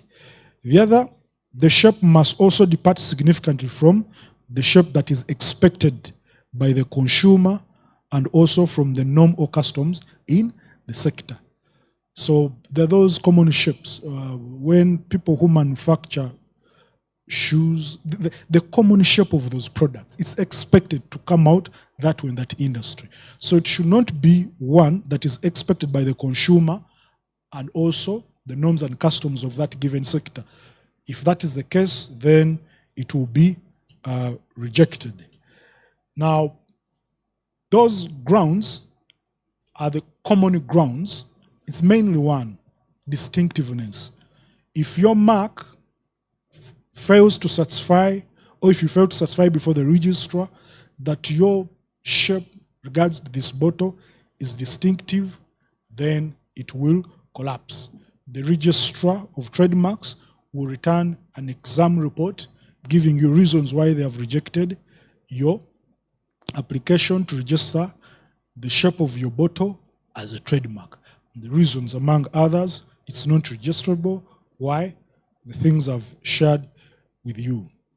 But practitioners and industry stakeholders have actually enjoyed protection over the shape of a given product. But that has been commonly enjoyed in another regime, which is the industrial designs. So the industrial designs are provided for under the Industrial Properties Act, Cap 224, under the revised edition of Laws of Uganda. Most manufacturers, because industrial designs are mainly by manufacturers, so you have your gumboots, even these, you seek protection in. Now, the reason, allow me compare the two systems and also ask the last question. Why would a person, what guides you to choose either of those two? I have my shape mark. When do I go to the Register of Trademarks to register as a trademark? And when do I choose to go to the under the industrial designs system? And which one is better? I'll start by highlighting the features. I've already told you the features of trademark registration, but when it comes to industrial designs, it's a bit different. Industrial design, it's about you protect more of like the visual appearance, ornamentations, configurations, and different parts of what you've designed. In other words, whatever is seen to give the overall visual appearance of this three-dimension, this bottle, that is provided for under Section 71 of the Industrial Properties Act, Cap 224 of the revised edition. So the purpose of the design or industrial design registration is not necessarily around what we call distinguishing goods that originate from a company that manufactures this bottle from those of another competitor. That is not the purpose of the industrial design. The purpose of the industrial design, unlike in trademark, once I have bottle X, a person in a supermarket should be able to identify my product from the rest of the competitors dealing in mineral water. When it comes to industrial designs, it has nothing to do with distinguishing goods of one undertaking from those of another. For it, it's a case of protecting the overall appearance of the product. So that's where a majority of the manufacturers seek legal protection, because the standard in trademark legal regime is high. The standard of distinctiveness is like what we talk about, my lord, in their chambers, they talk about it as the way you prove fraud. It's beyond balance of probabilities, but also it's not the one beyond reasonable doubt. It's oscillating. It's in between, slightly higher balance of probabilities, but also below beyond reasonable doubt. So even in distinctiveness, the standard is high. You don't just say that I have a very beautiful word. The word is Rolex. Okay, that one might be in a different class.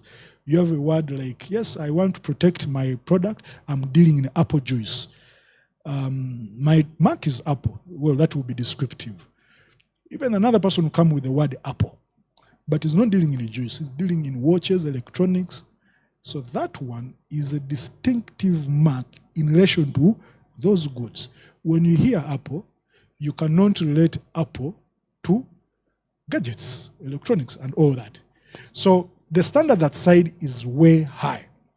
So that's why many people that want to seek protection under the trademark legal regime, they fail. But actually, it is registrable. What guides the registrar? Those guiding principles, but also the European Union Intellectual Property Office has offered several case law for that. But that is information that may not be available to the manufacturer, a customer, an applicant who lodges the application, because that is now ordinarily a preserve of the registrar or a lawyer who may help this applicant to succeed. So that is one. The other related to that is in industrial design, it's about novelty. For your product to be protected as a whole with the shape and its appearances on it, you have to prove that what you've come up with is new. Now, that is not a requirement in the trademark legal regime. That requirement is provided for under Section 73 of the Industrial Properties Act, Cap 224. Now, just like patents, you cannot, you see in trademarks, you can rush to hit the market, do that vigorous, wide, aggressive brand marketing and visibility. Now, you recall we talked about distinctiveness through use. So you want to convince the registrar of trademarks to register your product in as far as shape marks is concerned. And you have to prove that for the last so many years or whichever way, my shape of the product has attained distinctiveness through use. That means before you apply for registration, or you may even first apply, you must first seek the attention of the consumers in the market. Now, when we go to the regime of industrial designs, should you take that route of first hitting the market, aggressive advertising, then your product will not be new. They will tell you it has been available in the public, and the technical word we use, anticipated by prior art. So that's why people in industrial designs, you must have it new. As soon as you have it out, apply for protection. Because if it is made available to the public, people are using it, then it won't be new. So the requirement is it must be new. So the newness requirement is not available in trademark. Your trademark should not be new. Of course, you shouldn't have stolen it from someone through bad faith. But yes, you can have a trademark. I can copy your trademark, actually. Because in trademark, this infringement has nothing to do with, when I'm registering, it has nothing to do with copying, but probably using. So you'll have your trademark called, let me say, Nancy. You seated with it there. Yes, you have your products with that logo. I rush to the trademark registry. I register and actually also join the market. By the time you argue, you copped me. Tell you, well, first in time is what will follow. Probably with exceptions to the extent that yours has been a well-known mark. Probably you can then take other avenues of either passing off, but prior to my registration. But if I'm not using, so in industrial designs, once you get it, it's about newness. It must be new. So most manufacturers are ignorant about this. But even some of us as practitioners, we don't pay attention to this. You tell your client, no, first advertise your industrial design.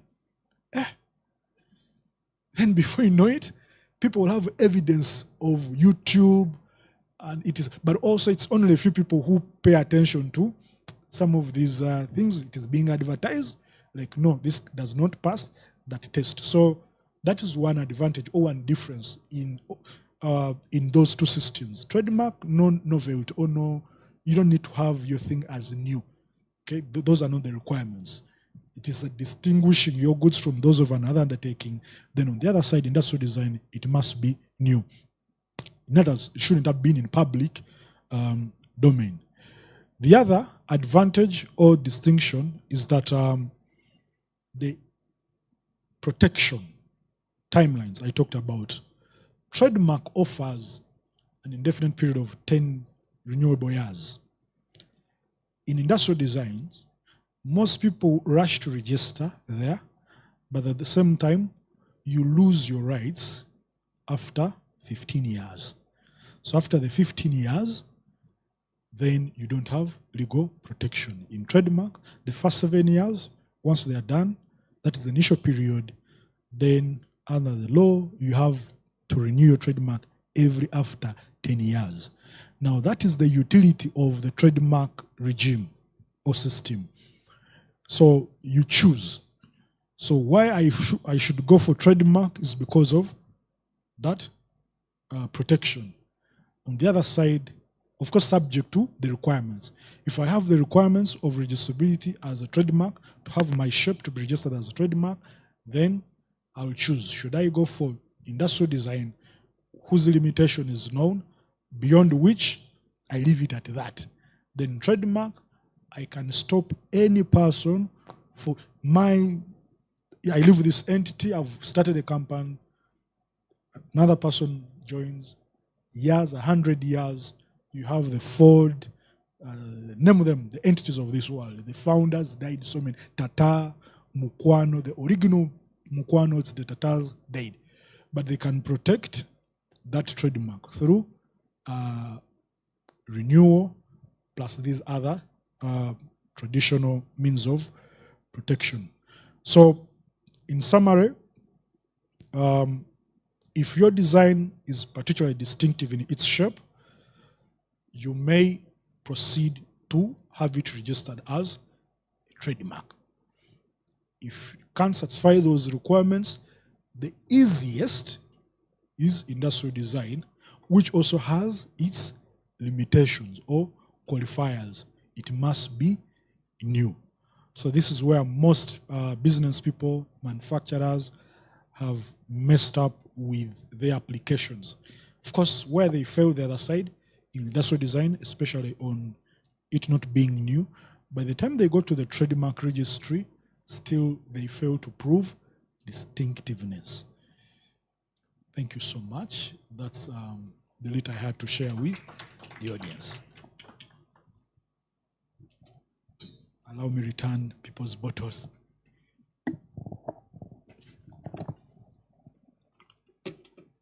Well, thank you for your presentation. Would like to recognize a few senior counsel that have joined us online.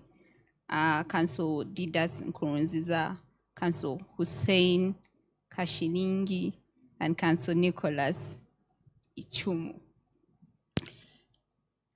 Well, that would be our last presenter for the day. I'm hoping you learned something new. I'm hoping certain inquisitive vibes have been sent your way in regards to areas of intellectual property. Allow me invite our convener to give us the closing remarks for the day.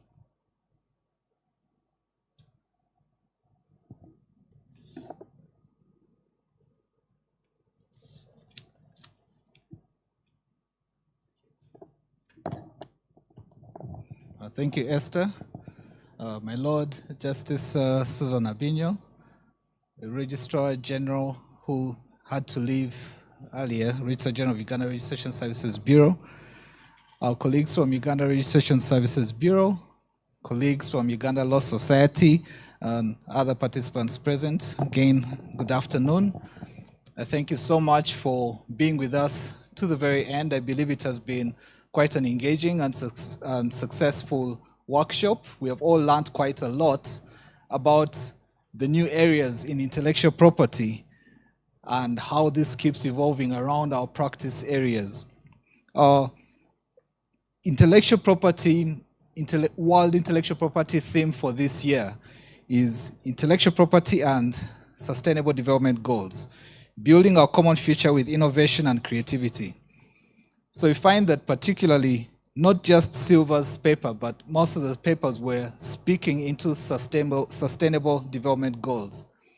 But where Silver Kayondo's paper was so enlightening is how green energy, climate change aspects have a lot to do with innovation, a lot to do with protection, and how we should be mindful of how we can either destroy or build up the world around us, and also protect the innovation at the same time. Then Grace Nakabugo's paper, our colleague who was homegrown and is now doing well for us and for her country at the World Intellectual Property Organization, broadened our aspects of the various intellectual property resources that are out there, latest day or current resources that are accessible freely for all of us, on statutes, on judgments that the judiciary can also refer to, and spoke into what we were able to pick from the keynote address from Justice Abinyo on various areas of intellectual property, and more particularly damages, which has been quite a thorny area and difficult area for us to interpret in our practice. I've used the WIPO-Lex website quite a number of times, and I've found it very enriching myself, so I encourage all of you to use it.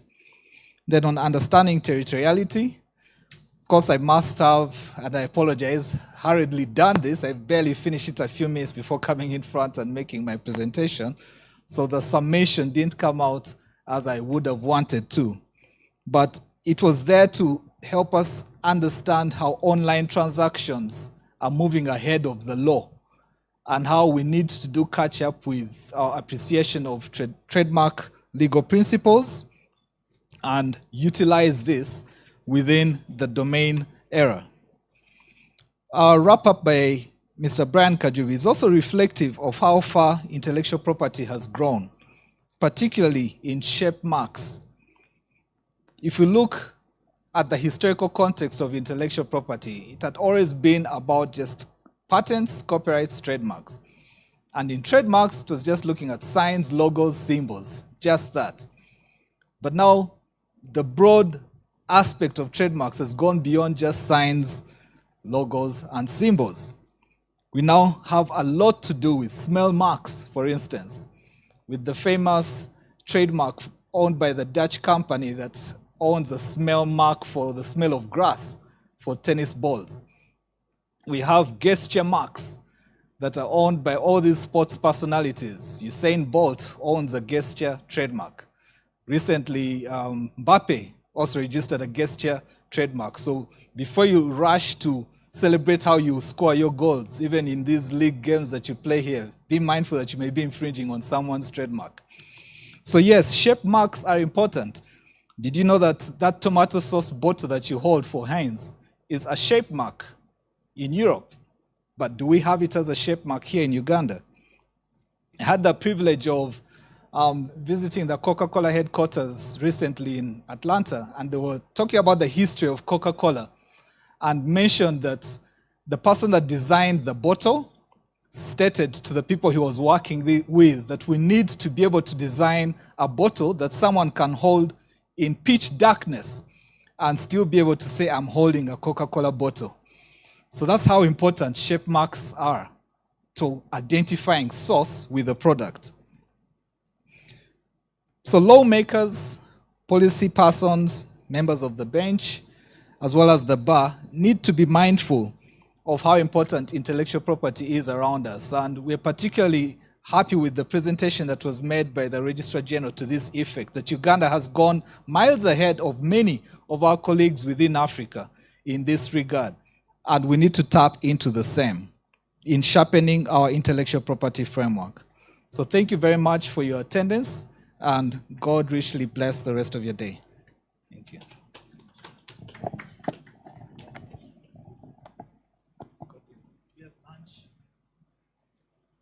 I'm told that we have lunch provided. I think we'll be getting coupons to that effect. So please don't leave without warming up your bodies. It's a very cold day, so there is lunch out there.